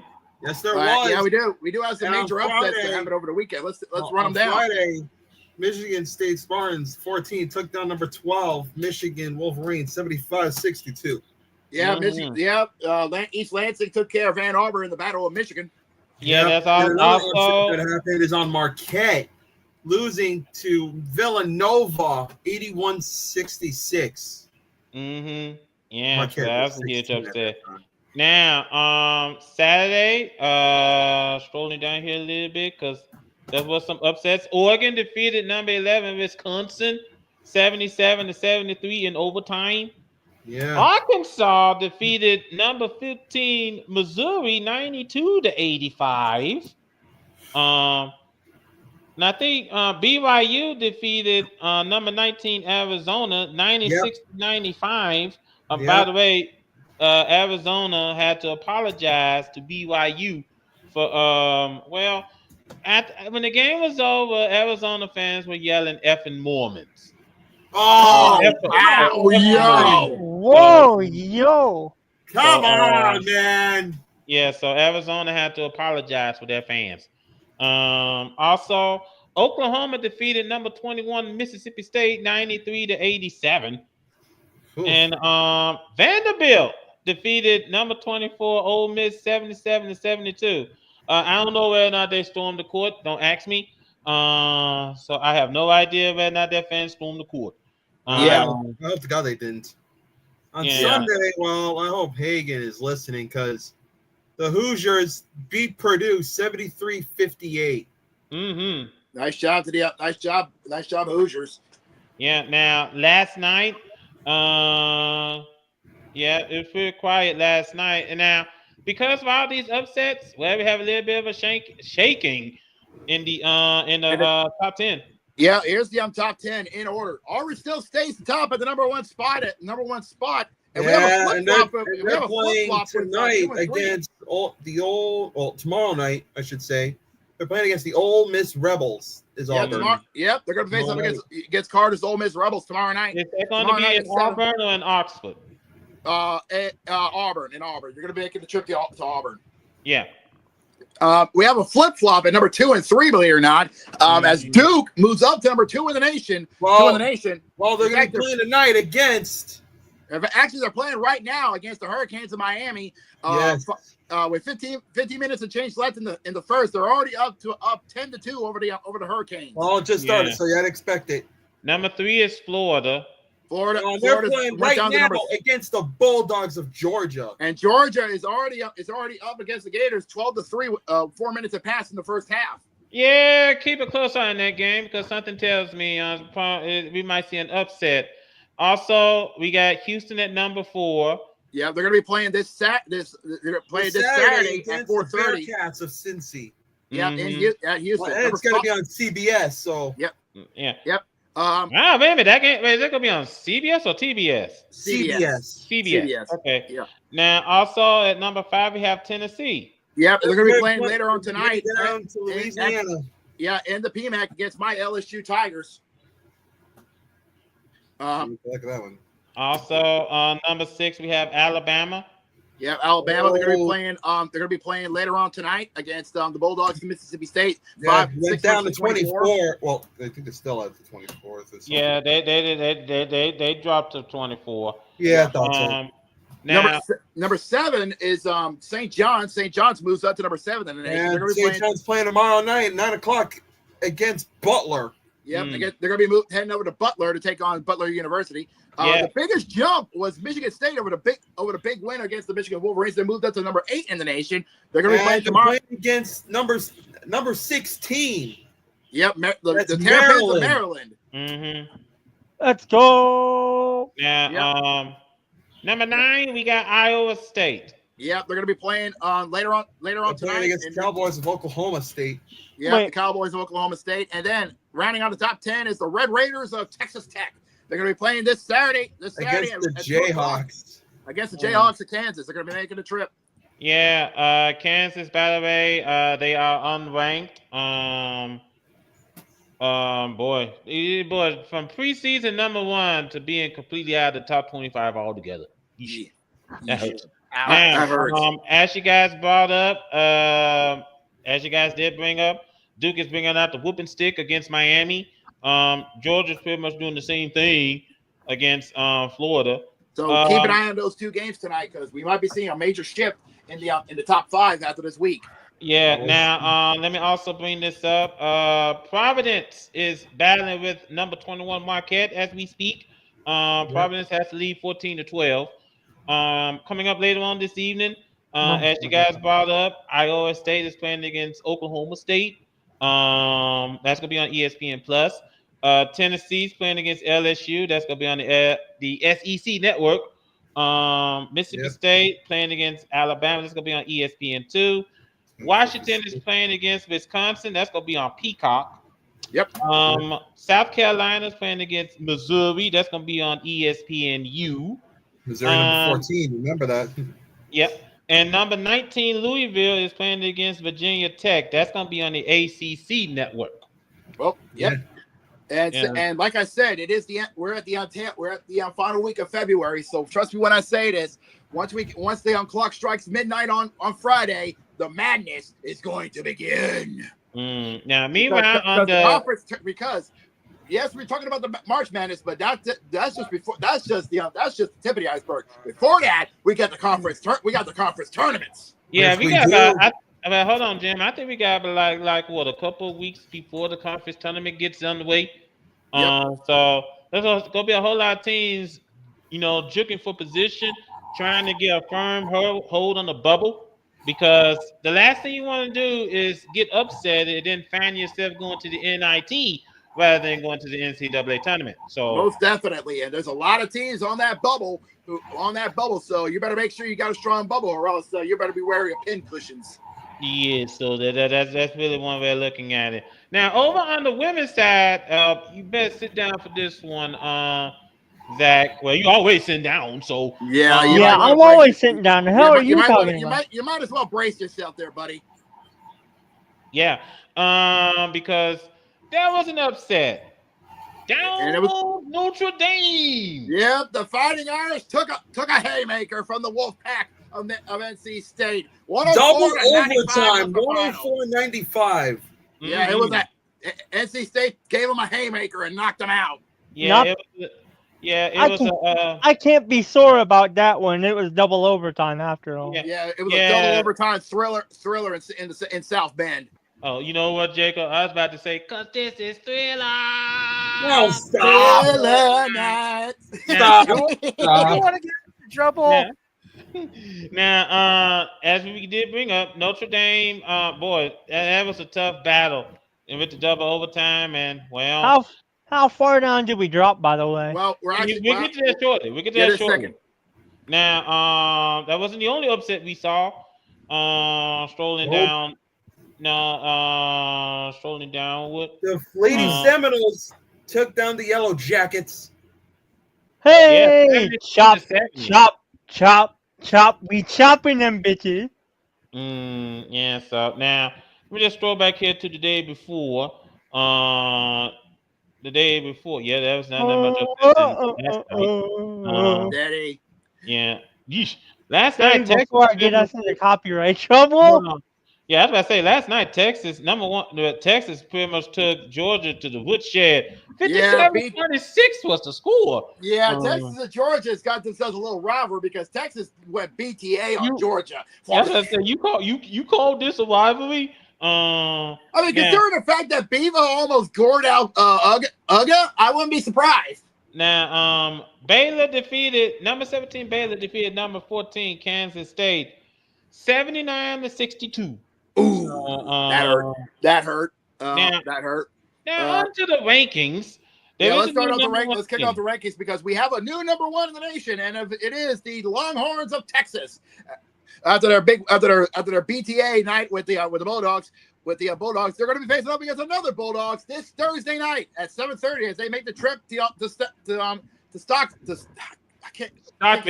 Starkville to take on Mississippi State. That's gonna be interesting. UCLA is number 2. Yeah, UCLA is number 2 in the nation. They're going to be playing. They're going to be able to double whammy this week because tomorrow night at 8 o'clock they're going to be facing up against Wisconsin, and then this Saturday. Well, this Saturday is a big time matchup. We'll get to them in a second. Now Notre Dame, they fell down to 3. They fell down 2 spots to number 3 in the nation, so it's not a big time drop. But they're going to be playing tomorrow. They're going to be playing this Thursday night, 8 o'clock at home against the Lady Seminoles of Florida State, number 24 in the nation. Now, go ahead, Zach. Real quick, boy. Basically, since I love both these schools, I'll be happy either way. Hey, he's gonna stay neutral. I respect that. I like that. Number 4 in the nation is the Lady State. So hold on, Jacob. Let's make it easier. 4, 5, 6, 7, they're all the same. Yes, there is. And as I stated, UCLA's got a double whammy this week. They're going to be facing up against the Lady Badgers of Wisconsin this Wednesday, and this Saturday is a big time heavyweight fight. Heavyweight fight in SoCal because it's the SoCal scramble between the Lady Trojans and the Lady Bruins. 4 versus 2 on Saturday night. Hold on, Jacob. This is revenge on the menu. Remember, USC beat UCLA earlier. Yeah, So, and best believe UCLA wants payback from that one loss. So, and also, number 6 is South Carolina. Number 7 is LSU. Yes, correct me if I'm wrong. Doesn't the NFL Combine begin this week? Yeah, it begins this weekend. We'll get to it shortly. Yeah, we'll actually get to that very soon. Actually, UConn is going to be playing this Thursday, 7:00 against Creighton. The Blue Jays of Creighton. South Carolina is going to be making a trip to Oxford to take on the Rebels of the Lady Rebels of Ole Miss. Okay, Jacob, Mississippi State Bulldogs, Ole Miss Rebels. Okay, thank you. I am that good with names. They're going to be facing up against on Thursday at 9:00.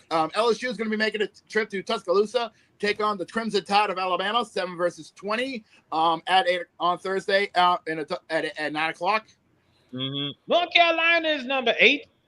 North Carolina moves up to number 8 in the nation. They got themselves a big-time match, big-time rivalry this Thursday night as they take on their in-state rivals from Durham and the Lady Blue Devils of Duke. That's gonna be very intriguing. We're getting that rivalry early. Yeah, that's gonna be very intriguing. Number 9, fresh off the heels of upsetting Notre Dame, here comes NC State. The Lady Wolfpack makes the big jump to number 9 in the nation. They're going to be playing at home on Thursday night as they take on Wake Forest. And number 10 is TCU. TCU stays in the top 10 at number 10 in the nation. They're going to be playing tomorrow night against the Lady Cougars of Houston. All right, so we have no top 25 action tonight. So now that that's done and dusted, we're gonna go from the hardwood to the pitch. The pitch.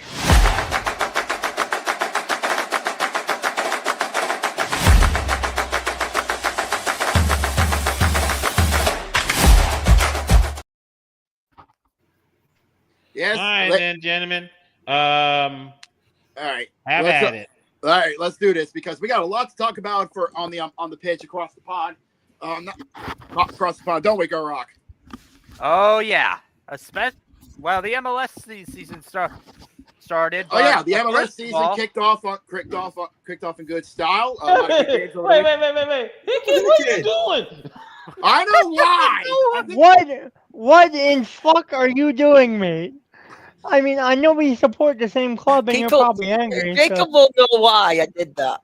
I don't want to talk football. I think I can answer that question. I think I can know that answer because of what happened. Oh yeah. Ugh. it was rough. Why are you upset? You caused Everton to choke. Yeah. It was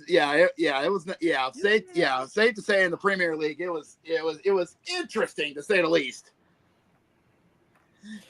I can't believe I've just read off a website of someone saying the Cowboys should trade Micah for DK. Oh my god. What? Yo, what the fuck is that, mate? But nonetheless, let's run down what happened last week with week 26 of the Premier League. Starting off, the Brentford Bees decided to bring out the straps and put BTA on the Foxes of Leicester City. 4-0. 4-0 was the final. The Bees brought out the stingers, and we're talking about the big ones. As you saw with Hit Kid trying to hide in shame, Man U and Everton FC drew to a 2-2 tie. I hate my football team. Why are we losing? Why are we dropping points to clubs we shouldn't be dropping? But here's the thing, though. Everton was up 2-0, but Man U came back to draw a 2-2. So basically, I hate my club. I hate my club at the moment. I don't recognize the team. Fair enough. Brighton and Hove, the Doves, took care of the Saints of Southampton 4-0. Bell to Ass was out today. Was out. The Tottenham Colts, or should I say the Tottenham Spurs? Tottenham Colts, that's hilarious. Thank you very much. Took care of Ipswich Town 4-1. Crystal Palace took care of Fulham FC 2-0 was the final.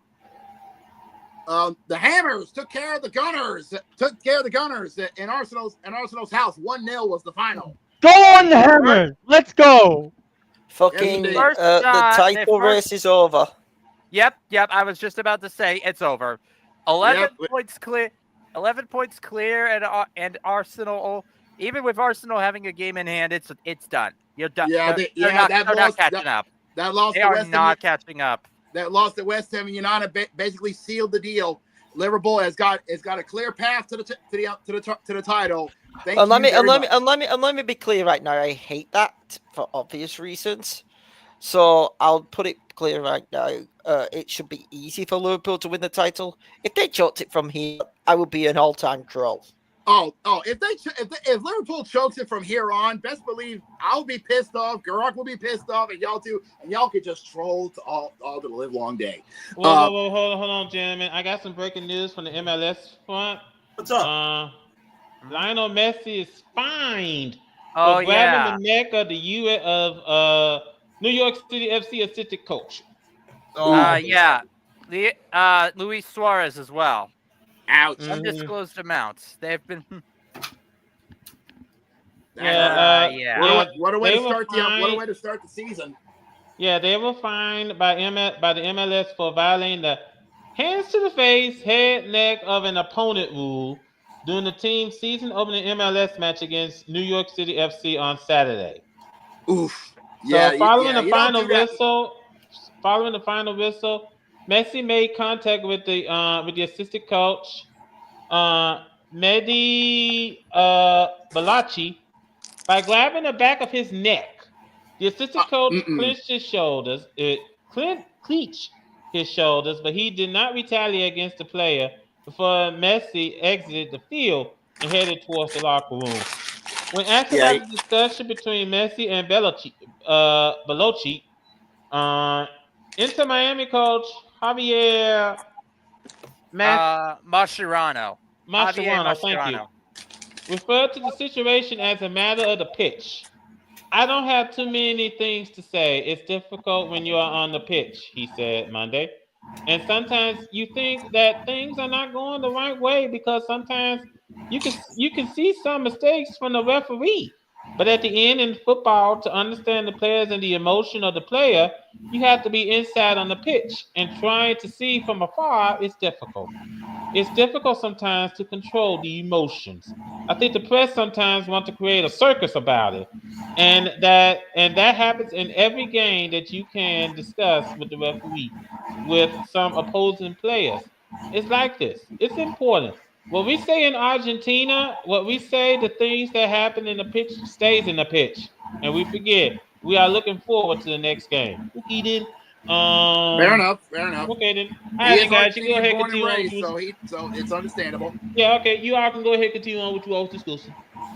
Fair enough. All right. Continuing on, the Wolves took care of AC Bournemouth. 1-0 was the final. Aston Villa took care of Chelsea 2-1. Hey, where you at, Matt? I wish we could troll him right now. Newcastle United took care of Nottingham Forest 4-3 in a very good matchup there. Oh yeah. And in the main event, Liverpool took care of Man City 2-0 was the final. Can I just say this? I'm looking forward to in 3 weeks' time when we're back on here fledging City when they get the guilty verdict on the charges. Oh yeah. Fingers crossed. Yes. And we've already had some games already finished up for this week, for week 27, starting off. Crystal Palace took care of Aston Villa. 4-1 was the final. Fulham FC had a clutch win over the Wolves. 2-1 was the final. Brighton and Hove took care of AC Bournemouth. 2-1 was the final. And rounding out the games we've had so far, Chelsea redeemed themselves by taking care of Southampton. 4-0 was the final. No, they didn't. It's Southampton. Their season is pretty much done. They're going to be deep. They didn't redeem shit. Yeah. Well, hold on, Jim. I just want to point this out. There's been a whole lot of blowouts on the pitch this week. Oh, most definitely. Anyways, here we got for games that are coming up, starting off tomorrow afternoon. Believe it or not, a lot of games for tomorrow. Starting off at 2:30 around tea time. Over at Old Trafford, Man U is going to go head-to-head with Ipswich Town. It's Also, all we time got over here, They not better not fucking over not there. lose. yeah. They better Also, fucking we not got lose. Brentford and Everton. Yeah, Brentford at Everton. That's at 1:30. The Spurs are going to go head to head with Man City. I'm And gonna say what I say every time we mention Man U having a match day. We need these fucking points. Bradley. Then rounding out the 1:30 games, Nottingham Forest are going to go head to head with Arsenal. That should be most intriguing. It's Now, bad enough that we also, got points to Everton. Jesus fuck. Not oh really wait a got minute. points, but left points on the Hold on, table. Jacob. Okay, hold on, Jacob. We got Liverpool and Newcastle. Yeah, that's going to round out the Wednesday night festivities. Then Thursday night under the lights at 8 o'clock UK time, 3 o'clock on the East Coast. The Hammers of West Ham United will go head to head with the Foxes of Leicester City. Now, meanwhile, we got the She Believes Cup taking place, and these two games are going to take place in San Diego at Snapdragon Stadium. Formerly known as Qualcomm Stadium, aka the Q. Not really. It's a new stadium. They just built. It's basically been fully updated. Yeah, but they No, just not basically, it's a new stadium. They basically torn down Qualcomm and they built Snapdragon on top of it. Okay, Now, the first game is gonna be Australia versus Colombia. That's gonna be the first game, and the second game is gonna be on TBS tomorrow. TBS Universal, Max, and Peacock. Interesting. Is it going to be United States versus Japan? Winner takes the cup. It's pretty much the final. Japan actually has a advantage on goal difference, so they just need to not lose. Yeah, and they'll win. Now the FA Cup gets back underway Friday with Aston Villa in Cardiff City. Yep. And the Champions League is going to be coming up very soon with the quarterfinals coming up. Yeah. Saturday. Round of we 16. Round of 16. Yeah, the round of 16. Yeah, you're right. Saturday the FA Cup continues with Crystal Palace and Millwall. By the way, these two games will be literally at the crack of dawn over here in the East. Crystal Palace and Millwall, and Preston North End and Burnley. So we'll have at least one championship side left going into the quarterfinals. Cup, yes. Yeah. Also, we got AFC Bournemouth and the Wolves. Wolves. And following that, we got Manchester City and Plymouth Argyle. So that's gonna be on Saturday, the FA Cup. City lose to Plymouth, I will laugh my ass off. And I know I really should not be talking, but seriously. And on Sunday, we got Newcastle United and Brighton and Hove. And then following that game, Hove and Albion, or just Brighton for short. Yeah, it's just Brighton. Yeah, and following that game, we Man U and Fulham. Fulham FC. Yeah. We need these fucking points. We can't leave points on the table this week like we did with fucking Everton. Now, over on the MLS side, as you guys just brought up, MLS got on the way this past over the weekend. Yep. So at least on the MLS side, it's starting off well. Welcome to the MLS, San Diego. You got your first win in your history. Nice work, nice job. Yeah, you did. Congratulations. So just want to point that out. And it's on the champs. Yeah, guess the LA Galaxy. Get over. No wonder Matt ain't here.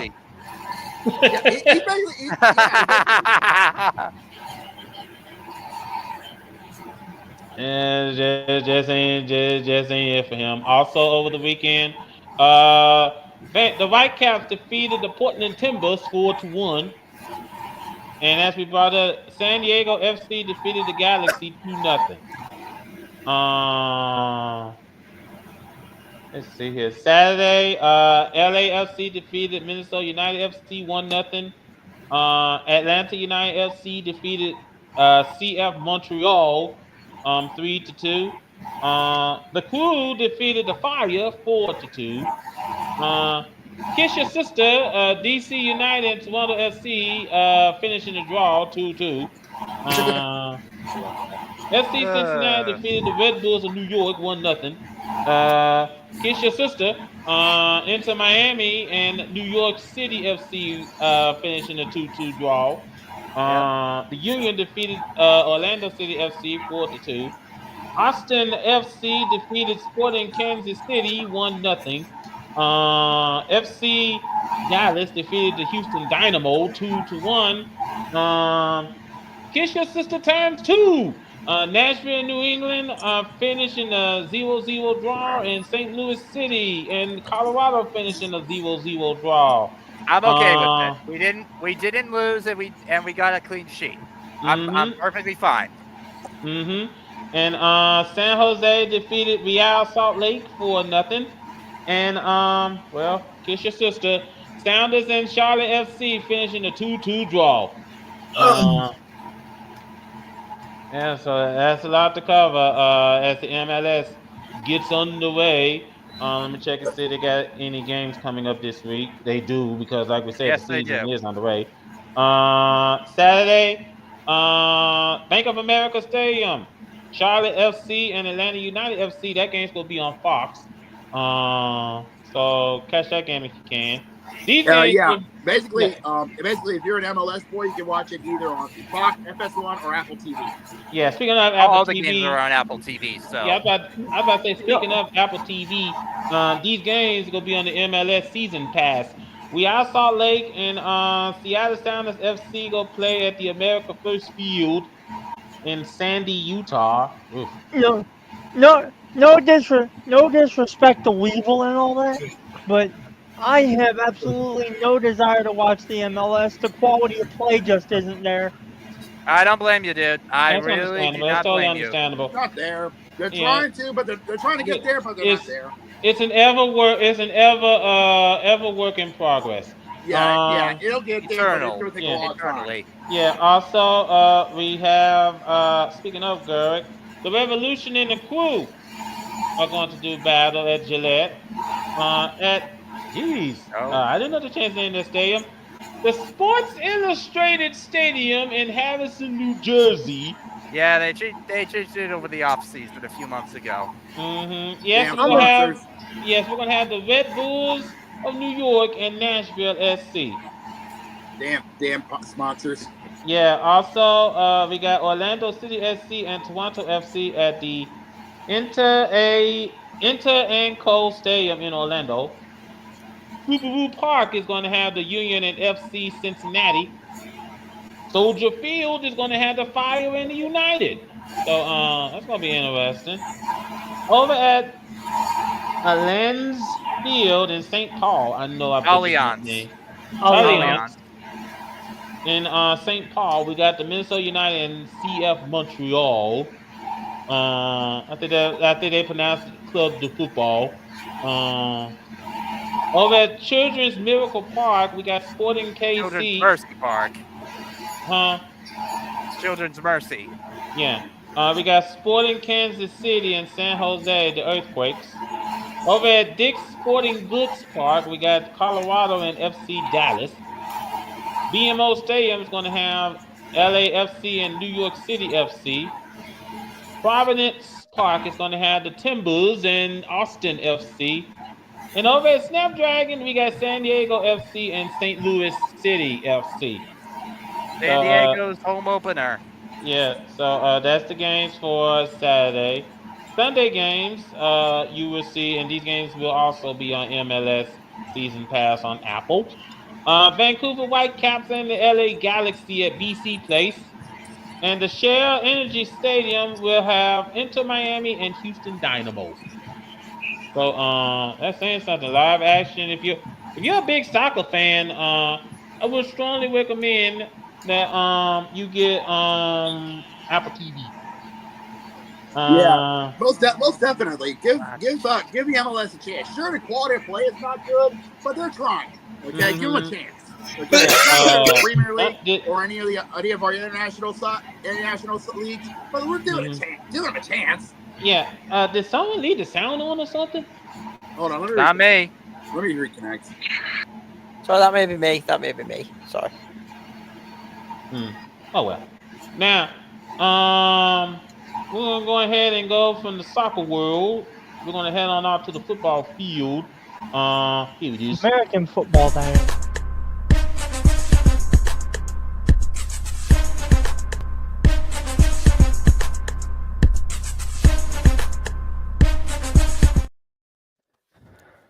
Apparently, we skipped the hockey.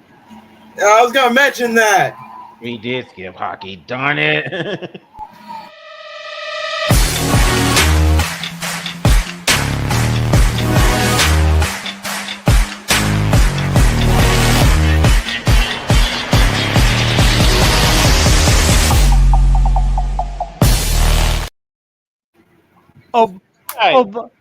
By the way, Carter, let me handle the hockey for a little bit. I got something. When we get to the games that have just happened, let me have a little bit on one of them. Well, we'll get to that because, ladies and gentlemen, we are now past the Four Nations face-off, and we can all agree on this. Gary Bettman, he may be wrong on a lot of things, and we do mean a lot of things, but even still, a broken clock is right twice a day, and the Four Nations face-off was awesome. A major success. Four Nations face-off was awesome. Yeah, and especially the final. Okay, especially the final. You know, between Canada and America sucks. Yeah, no. We just started. We didn't go quietly into that good night. We put up a fight all the way to the bitter end. And y'all suck. Well, hold on. First, first of all, Conor McDavid won the Four Nations Cup for Canada because he scored the game-winning goal with that overtime shot. That was a great game, by the way. That was a great game. Mm-hmm. Yeah, that game took place in Boston at the TD Garden. So no matter what everybody says, you have to give Canada credit. They came out for revenge, and they got it in the most sweetest way possible with an overtime thriller in Boston. Yeah, absolutely. Now then, so congrats to them. I do have some injury updates to report. First and foremost, I was actually going to do that. Hold on. First and foremost, the Senators are hoping that Brady Tkachuk returns tomorrow. Yeah, we do. Yeah, hopefully Brady Tkachuk will be back on the ice from his injury that took him out of the Four Nations face-off. Also, this ain't gonna sound too good. This guy's season's over. That means Andrew Kopp, or COPP. Kopp. Yeah, that's what it is. Yeah, he's going to be out for the remainder of the season after undergoing surgery on his left pectoral tendon. Left pec injury. Ow. So he's going to be sidelined for 4 to 6 months. Oh God! A pec injury is no fun. If you don't believe what we're seeing, going to the wrestling a little bit, go look at Cody Rhodes and see that pec injury. Yeah, that pretty much speaks for itself. Also, Joe Erickson, he has to go to the IR after suffering a lower body injury in practice yesterday. Oof. Ow. Yes, so he's going to miss longer than the required week. So that's saying something. There was a trade. The Anaheim Ducks have acquired Ville, V-I-L-L-E. Husso. Vile. Yeah, Vile Husso. Yeah, Ville. Yeah, from the Detroit Red Wings. He's a goaltender. So the Ducks have acquired him for future considerations. Not a moment too soon because the Ducks needed a goaltender. John Gibson, he left Saturday's game. He left Saturday's win over the Bruins because of an injury. And there's a specific injury you haven't got to yet that I wanted to update everybody on, and that's the whole Charlie McAvoy shoulder thing from the Oh Four yeah. Nations. No timeline as of yet, so it's not really a question of when Charlie will come back to hockey, but It's it's if Charlie will come back to hockey.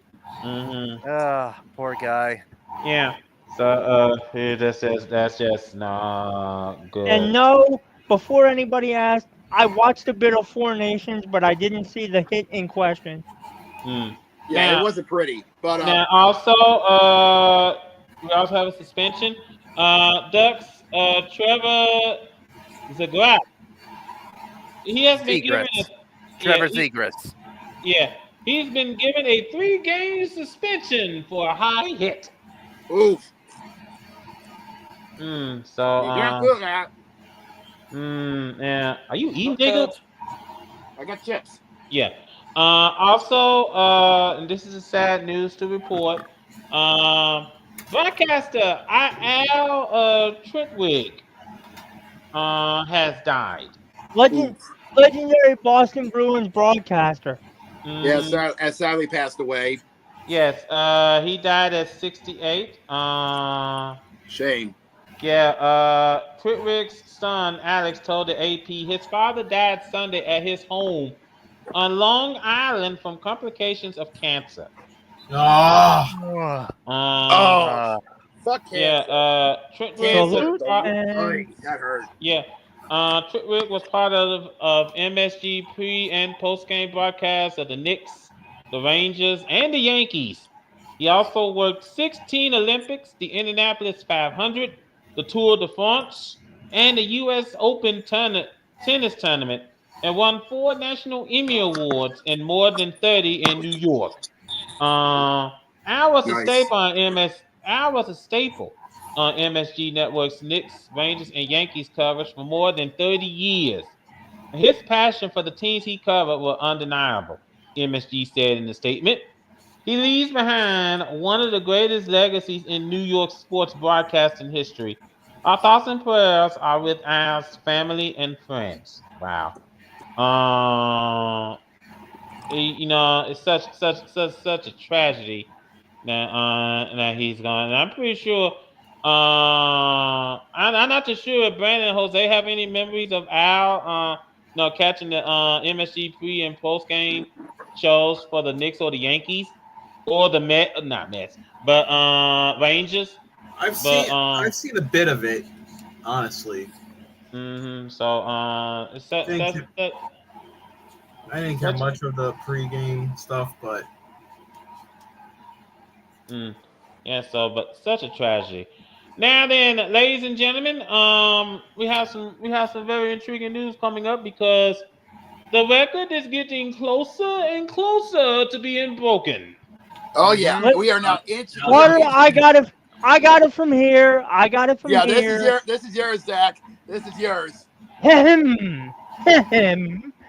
We are 13. Count it, 13 goals away from having a new all-time NHL scoring record holder. Yeah, we are now a baker's dozen away. And it came in the most dominant fashion possible when Ovi got captured his 32nd hat trick against the Edmonton Oilers in a 7-1 ass whipping.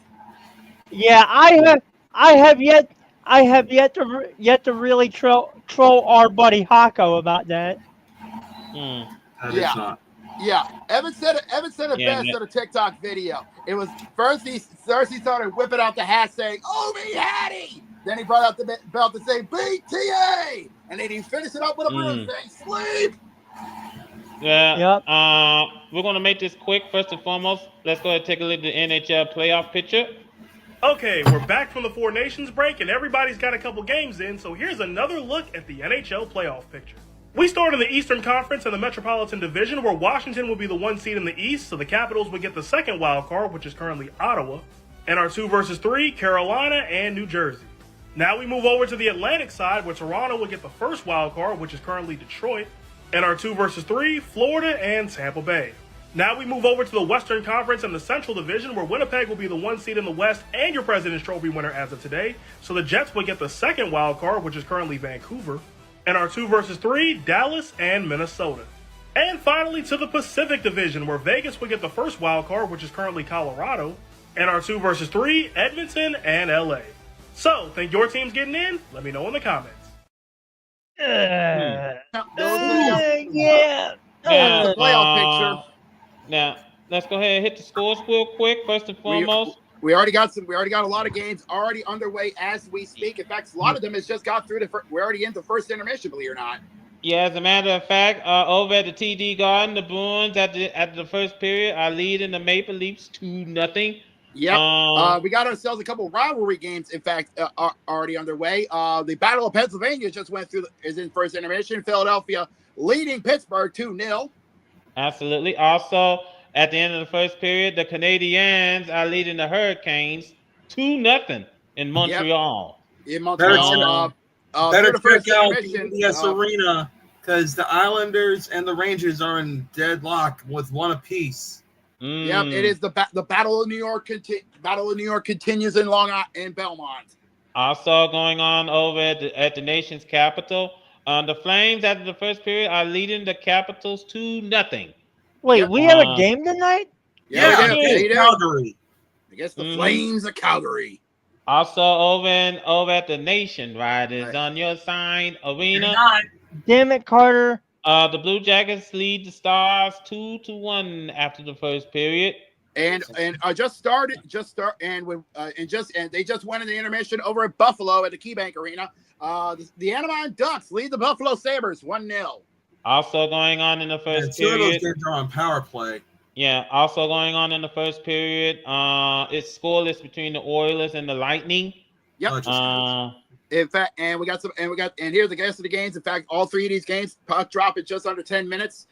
First up at the XL Center in St. Paul, the Wild will go head to head with the Red Wings of Detroit. Over at the USS Enterprise, we got the Kraken and the Blues. Yep, and over at Smashville at the Bridgestone Arena, some tells me they need to change those tires. The Predators will go head to head with the reigning champion Panthers. Over in the Delta Center, we got the Blackhawks and the Hockey Club. That's the main event for tonight's festivities. Mm-hmm. You guys want to talk about belt to ass? What about the previous weekend? Well, technically, this past weekend. Let's check this real quick. Let's see. Jeez. Capitals took the Penguins to the woodshed. Yeah. They haven't came out yet. 8-3. Sabres did the same thing to the Rangers. 8-2. Yeesh. Jeez. I mean, maybe I don't know what to say after that one. There's no excuse. No. I don't care. And by the way, the Capitals defeated the Oilers Sunday 7-3. I know they're just getting back into action. I said shake, rattle, and roll. Sorry, I do that. I know they're getting back into action, but geez. All right, now then, we can head on out to the field. Let's go.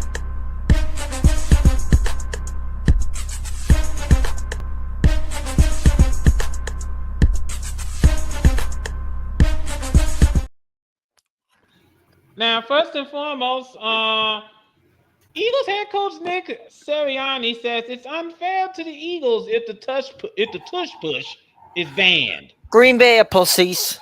Yeah. Yep. Green Bay are pussies. Yeah, yeah. I need to rant. No. You're gonna let me rant. Get them. Green Bay are the biggest. Go for it, man. Officially in this offseason, and I know Josh is probably gonna follow this up. Green Bay are officially the biggest fucking pussy ass team in this offseason. I wish hell on them though. You want to ban the tush push because guess what? You can't beat them at it. Get good. It's like what Josh said with the Chiefs, if you remember all the time. If you instead of complaining about them and doing no, fix up, get better, and beat them. You lot are a bunch of pussies. Fuck Green Bay on this. I'll let Josh Speaking of teams who did the tush push, You know who did that a lot last season too? Baltimore. They did it with Mark Andrews, at least in 2 different games. So it's not like it can't work. But speaking of Baltimore and Mark Andrews and a whole other collective of players, the Ravens finally did a press conference today. And there's a lot of things Here we go. to Any take Justin note Tucker of. questions? I'll get to that in a second. Here we fucking go. First important thing was the status of Mark Andrews. Because I know that's been up in the air. From anything I have seen, it seems like things with him could be an either-or situation. He may stay, he may not stay. If you take what certain wording have been said by Harbaugh and by DaCosta, you would think Mark Andrews is on his way to another team.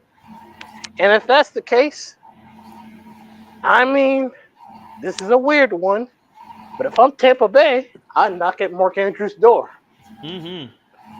Knock, knock. Mark Andrews and Baker Mayfield have a pretty good relationship with one And you have another. and then you have a tight end combination of Cade Otton and Mark Andrews. Oh my God! Oof. Especially since chances are Godwin's not coming back. Yeah, Godwin's not coming back. So that's one. Number 2 is Justin Tucker. Yeah. Actually, no. I'll Oh, save him for dear. last. I'll save him for last because he's the bigger story. Number 2 is Ronnie Stanley. Uh-oh. Because offensive guard has now become the Ravens' biggest problem that they need to address because we're about to lose 3 players from that coordination. Potentially 4 if Ben Cleveland doesn't get his shit together. No one told your ass to drive drunk, you dumb bastard. Anywho, Ronnie Stanley could also be gone from the Ravens, and I have seen the list of teams that could go after him, and I don't like it. Because one of those teams at the forefront is Kansas City. Dun, dun, dun. Oh, no. If Kansas City got him, we're I wouldn't be too worried, only because it's Ronnie Stanley. And any Ravens fans know Ronnie Stanley could be the ultimate hit or miss. So I'm not sweating it too hard, but still would be nasty. Wouldn't be the first former Raven to join the Kansas City Chiefs. Hello, Terrell Suggs. I know about you. Looking at your goofy ass. Well, I mean, I can't say nothing to him because he won a ring with them. So it's not like we can't say anything. And number 3, and most important, is Justin Tucker. Hold on, Jamal. Speaking of Justin Tucker, the Ravens did speak about him today. Hold on, Carter. Hold on. You let me do it. That's my wheelhouse. I was saving him for last for a reason. Eric DaCosta very much implied that he finally had talked to him about the situation, and they were going to leave it to the NFL's investigation. John Harbaugh, however, was the more interesting person to hear from because he gave the implication that the Ravens were looking for a kicker even during the season, which is telling to me because I think that, I think he's gone. Yeah, he's done. And this is before the allegations were even around. So the Ravens were looking to move on from him beforehand, or at least were thinking about it. So that tells me his time is done at this point. Yeah. Yeah. I was about to say, how about this? Say, just as our kicker, we love him, and I always expected him to keep going forever, but nobody goes forever. So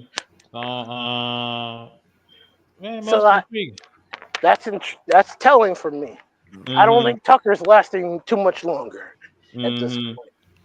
Now then, by the way, hold on here, kid. Hold some on. news off today. Yeah, I was about to say, hold on here, kid, for a sec. Jacob, you probably might need to get a couple of hurricanes because you are not going to believe who your defensive coordinator is going to be. I already know. Go ahead and say it anyway. Fucking no. Go ahead and say it Go ahead anyway. and say it, Jacob. Brandon Staley. Fucking Staley. We got Brandon fucking Staley as our new defensive coordinator. Your team loves to just hurt you every chance they get. Thanks for giving us a new OC, by the way. Cheers. Speaking of which, the Seahawks are in talk with a Geno Smith for a contract extension. I need to see the money on that before I make any judgment. Yeah, we need to see the color of Seattle's money before. If I'm Seattle, I understand the move. At least keep him around for a year. Wait, did I use that saying correctly? That we need to see the color of their money before. I need to see the numbers pretty much for me before I can judge that. Speaking of Seattle, sail on to Jason Peters. Happy retirement. He's joined the backroom staff. Yeah. But so now Aaron Rodgers is officially the current oldest NFL player for not much longer, I would imagine. Well, you guys probably might want to brace yourself for this news, but the Colts intend to have an open competition at quarterback between Anthony Richardson and a yet-to-be-named determined player they intend to acquire this offseason. Who do they think they're going to get?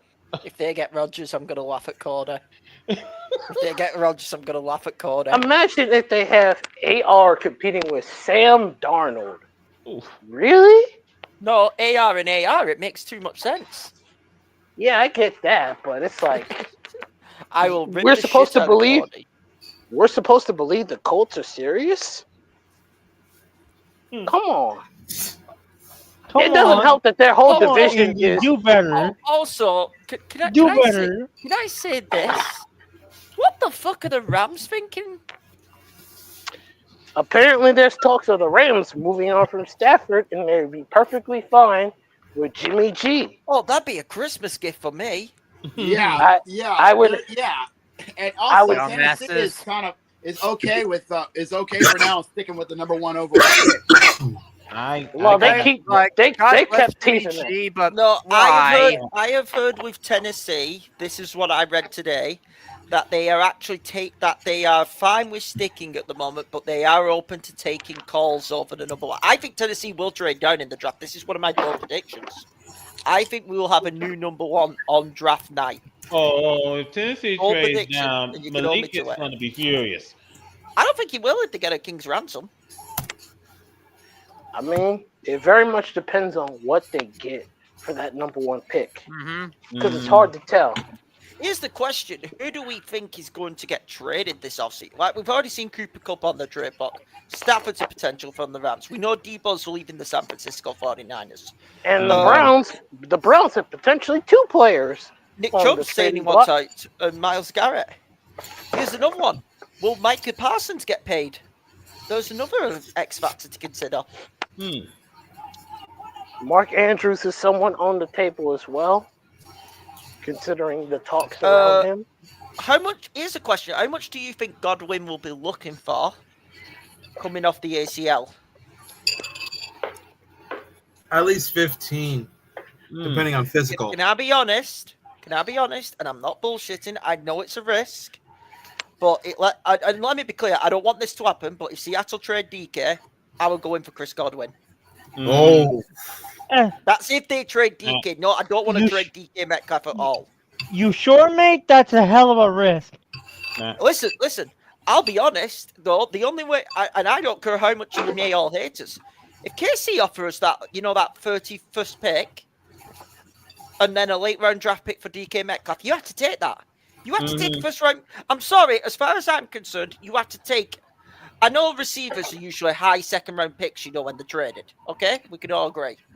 But if you get automatically offered any pick in the first round for a receiver, plus a late round draft pick, I'm sorry, you take it. Especially with a receiver in a contract year, you take it.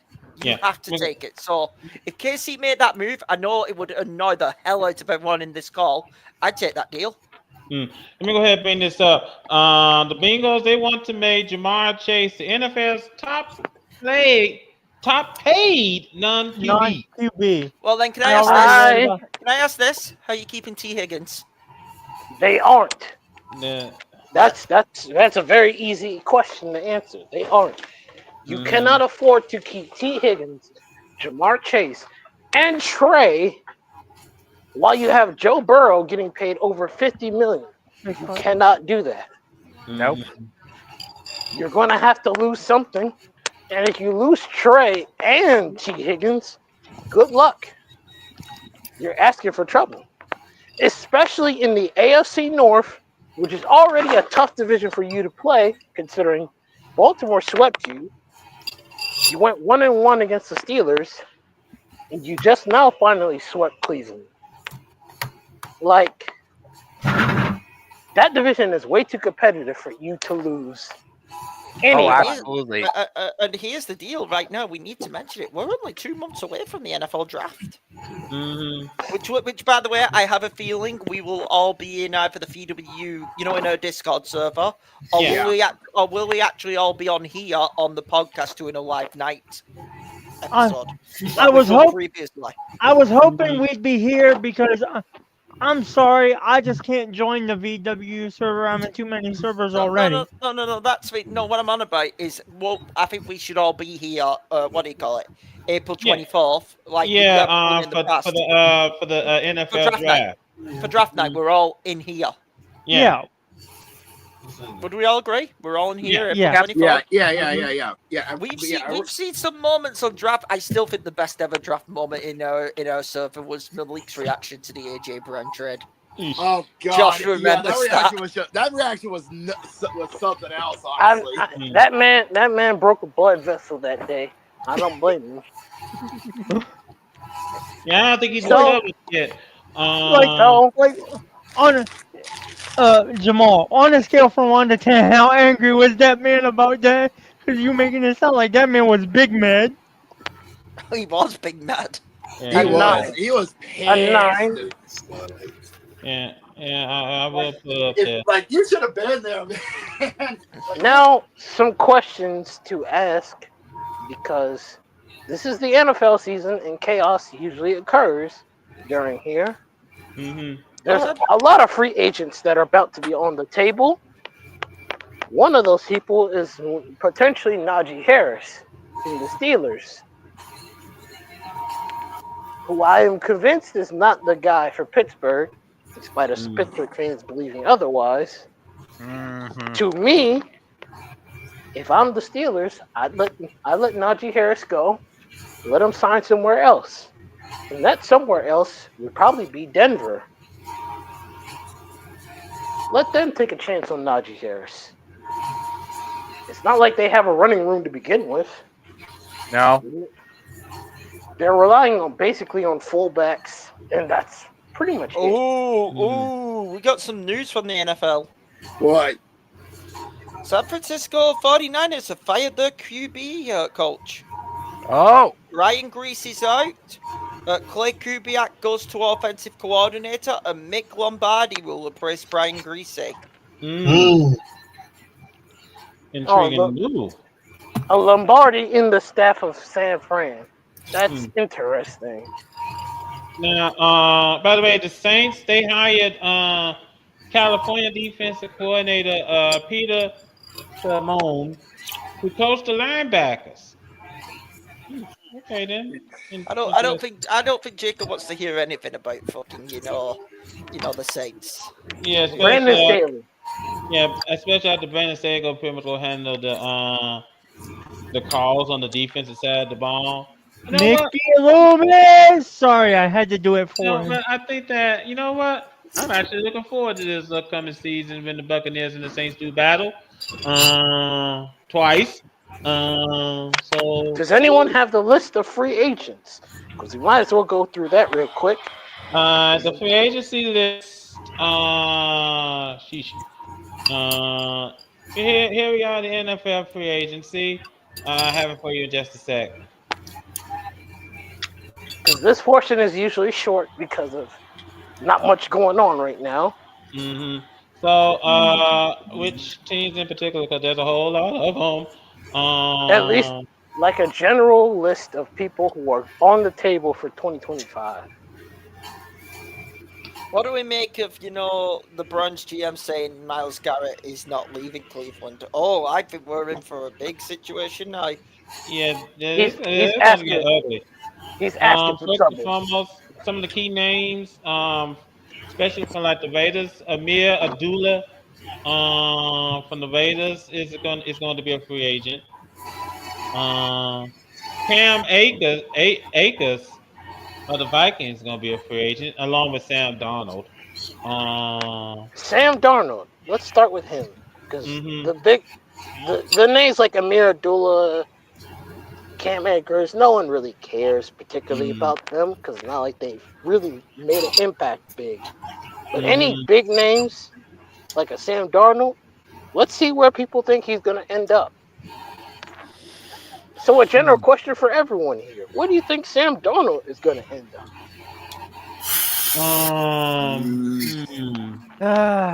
I think It's it a would be good a good question. backup somewhere. It could be a good backup somewhere. The question is where. I just, I don't think he's a backup. I don't think he'll be a backup. I think he'll be starting. I also think he'll be a starter too. And I think he'll be in Sin City. You're thinking Vegas? he's gonna the Raiders? Yeah. They're not in a position to where they can draft a QB this year, which they'd rather do. A dark horse candidate, but a candidate that I've had in the back of my head for a minute. I know they're in the talks for Stafford, but it may not work out. So why not the Giants take a chance with? I want the Giants.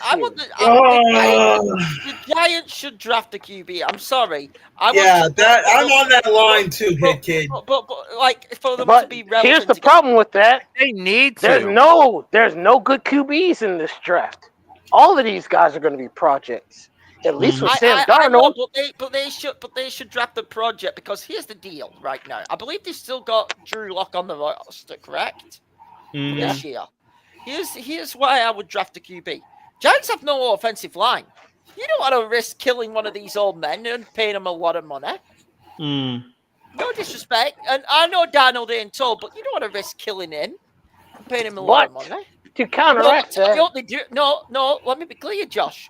I hope they do because I want to meme the fuck out of Brandon and AJ. But again, the thing is, the point of me saying him go to New York would be you focus on getting an offensive line in the draft. That's kind of the point. Yeah, I would agree on that. Get him, get an offensive line to protect Sam Darnold, and see what happens. You literally cannot get any worse. Legitimately, though, I just don't see why they should be buying a quarterback or anything if they've got Drew Lock there on contract still. Let him suffer. No disrespect, we all know you're a bad team. Let it continue. I think that this could be one discussion in which we'll have to discuss, a little bit further on down the road. Chris Godwin. Yeah. Chris Godwin. I know he's a big one. Godwin, I've already said my move if I'm Seattle if on the preemptive DK is traded.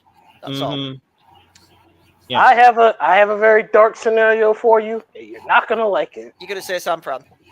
No. Kansas City. Oh God. Well, that's for you lot not to like. Yeah, but that's also that eventually will be your problem too. Yeah.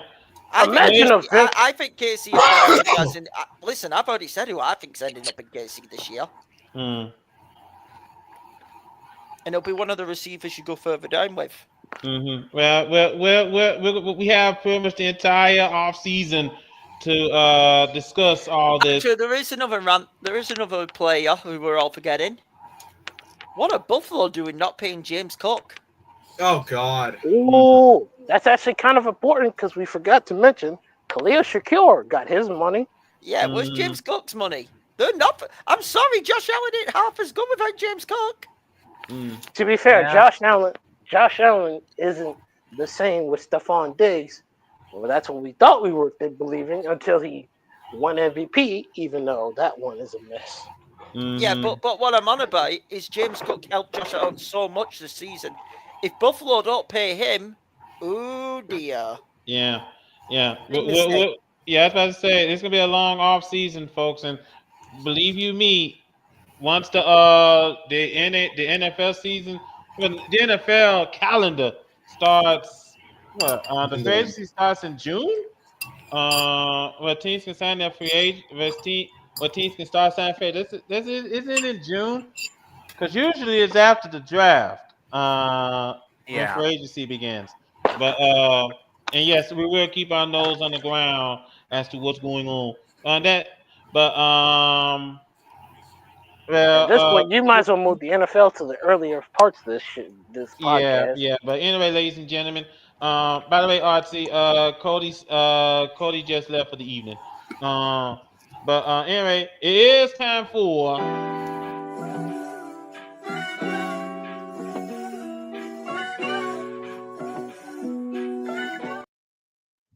Let me go ahead and run through some scores real quick before we turn out the lights here in the bar. Boys, I'm gonna be heading out as well.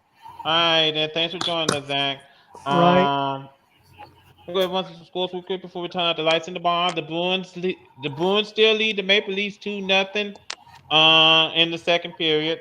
At the end of the first, the Rangers are up 3-1 over the Islanders. That's about to get ugly. That game's about to get ugly in a hurry. Yeah, no kidding. Oh yeah. Also, the Ducks are leading the Sabres 1-0 in the second period. Canadians still lead the Hurricanes 2-0 in the second period. Flyers lead the Penguins 2-1 in the second period. Flames lead the Capitals 2-0 in the second period.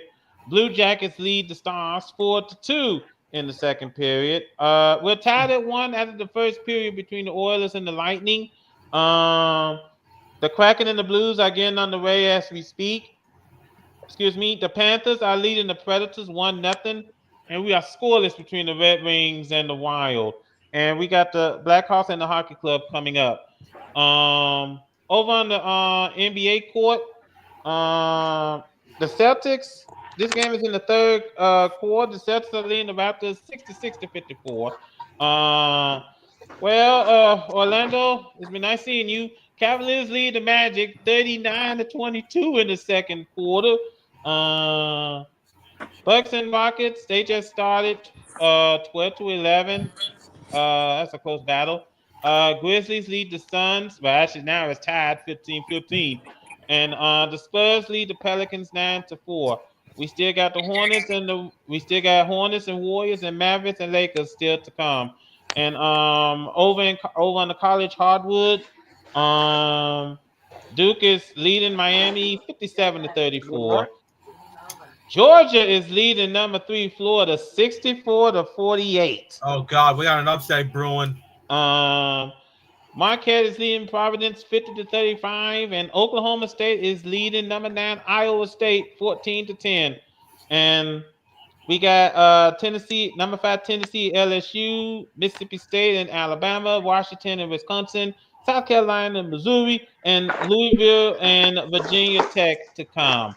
I'll just make this quick because Garrick, I didn't notice. Sorry about let me check your Northern Illinois real quick, Artsy. Northern Illinois is, I know they're in the MAC, so scroll all the way down here. Northern Illinois, better luck next year. Northern Illinois is 1-13, 5-22 overall. Yeah. And as for their game with Miami of Ohio is going on even as we speak. The score of that game is 65-35 Miami of Ohio in the second half. So NFL free market foolery begins March the 12th. Okay. So we're gonna find out very soon. Yeah, we're gonna find out very, very shortly. Anyway, ladies and gentlemen, first and foremost, first of all, thank you all for joining us here this evening. Oh yeah, let me go ahead and bring this up before we turn out the lights here in the bar. First and foremost, IndyCar starting off in St. Petersburg coming up soon. So sometime next month. I'm not too sure when. Also, let me vote. I think this has been done real quick. Let me scroll back up a little bit on the private chat. Congratulations to Michaela Schifrin on getting a 100th Alpine Skiing World Cup win. So congrats to her. Also, the World Skateboard Tour dates and stops were announced. I'm going through this quickly. They will be in Rome in June. Sometime in June, I believe, and the World Skateboarding Championships will actually be will be held in September in Washington D.C. Mm-hmm. Now, also, I'm gonna bring this up back to the NFL real quick. The NFL Combine begins this weekend, so should be very interesting to see how this whole thing's gonna turn out. Should be very interesting. Anyway, ladies and gentlemen, on the NBA side. mm-hmm. Yeah, so should be very, very interesting on what's going to happen. Anyway, ladies and gentlemen, we thank you so much for taking time out of your busy schedule joining us here this evening. First and foremost, if you like what you see, please subscribe to this channel, like this video, share this video, and by the way, when you do subscribe to this channel, by all means, please hit the bell so that you will know whenever we stream. Thank you, Hit Kid. Thank you, Jamal. Thank you, Gurrit. Thanks to Cody, and thanks to Zach for joining us here this evening. Good night, everybody. All right. Good night. Thanks for joining us, Hit Kid. Well, we knew it was gonna be one of those nights because we suddenly did have a whole lot to talk about. Now, I ain't gonna say we're gonna go over 2 hours again, but don't make promises you can't keep. Yeah, that's true. I ain't gonna say we're gonna go over 2 hours again, but boy, we did have a whole lot to talk about this evening. There's still a whole lot more to talk about. We're getting ready to head into March. March Madness is coming up around the bend. The conference tournaments are coming up, and then after that goes straight into full mayhem. And you think these upsets are crazy. Wait till we get to March.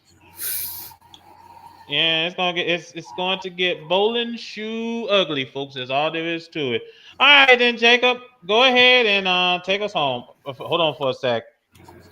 All right, go ahead, take us home. All right, thank you. Like to say, this episode was unique to say the least, but it was a good episode to say the least. And it was a good episode, and we had a lot of fun doing it. So, we got a lot to talk about. But not to say that the month of February was an interesting one to say the least. It was the month of love, but it was a month of intrigue to say the least. But that doesn't mean this year is just getting off on the lifeboat, because next week is the month of March. And I said it best. Next week is maybe to know it's the month of luck for a lot of people, but for us, it's the month of madness. Because next week is the start to the road to the madness. Meaning the conference tournament is coming up very soon for our boys on the court, for our lads and lasses on the courts, which means these boys and girls, you gotta love those bubbles, because sooner or later they're gonna either pop or hold steady. Yeah, and load up those guns if there's any upsets. Oh, most definitely, and most definitely, and also, as we stated, we are now 1 month away from opening day for the MLB season. And trust me when I say, there's a lot going to be going on there when we get to the first pitch, and then of course we are now 25 games away from both the MLB, the NHL Stanley Cup playoffs and the NBA playoffs. Which means, gentlemen, those trains better be spotless by the time the final whistle blows and the final horn sounds. Okay. And also, let's give a congratulations to both the Chinese Taipei and Nicaragua for qualifying themselves for next year's World Baseball Classic. Indeed. Congratulations are in order as well. And trust me when I say this, we will be covering all these and much more. And like Carter said, if you like what you saw from episode 163 of the VWU Sports Podcast, then do us all a favor and like the video and share it across all social media platforms. That being, of course, Facebook, Twitter, and Blue Sky. We don't touch Instagram and TikTok for two reasons. One, Instagram's too toxic for us, and two, TikTok as well, TikTok. And if you like what you saw, then subscribe to the VWU Sports Podcast channel and of course, by all means, if you want to know when we go live, which is every Tuesday, 6 Eastern, 3 Pacific on our YouTube channel, then by all means, do us all a favor and hit the bell. And you will be notified when we go live. Until then, we need to keep up what's going on in the sports world and get ourselves ready for the madness and, of course, the playoffs. So trust when I say this year ain't over yet by a long shot. Not at all. Indeed. So until then, for our boys, Gurok, Hit Kid, Jamal, and our Hoosier Man Cody, for our executive producer Jose, and our marquees Brandon and Carter. This has been JB. We are signing off. We will see you guys in the month of March, and for episode 164 of the VW Sports Podcast. Until then, y'all stay safe and y'all have yourselves a good night, everybody. Be ready for the mayhem. Ha! The hell was that?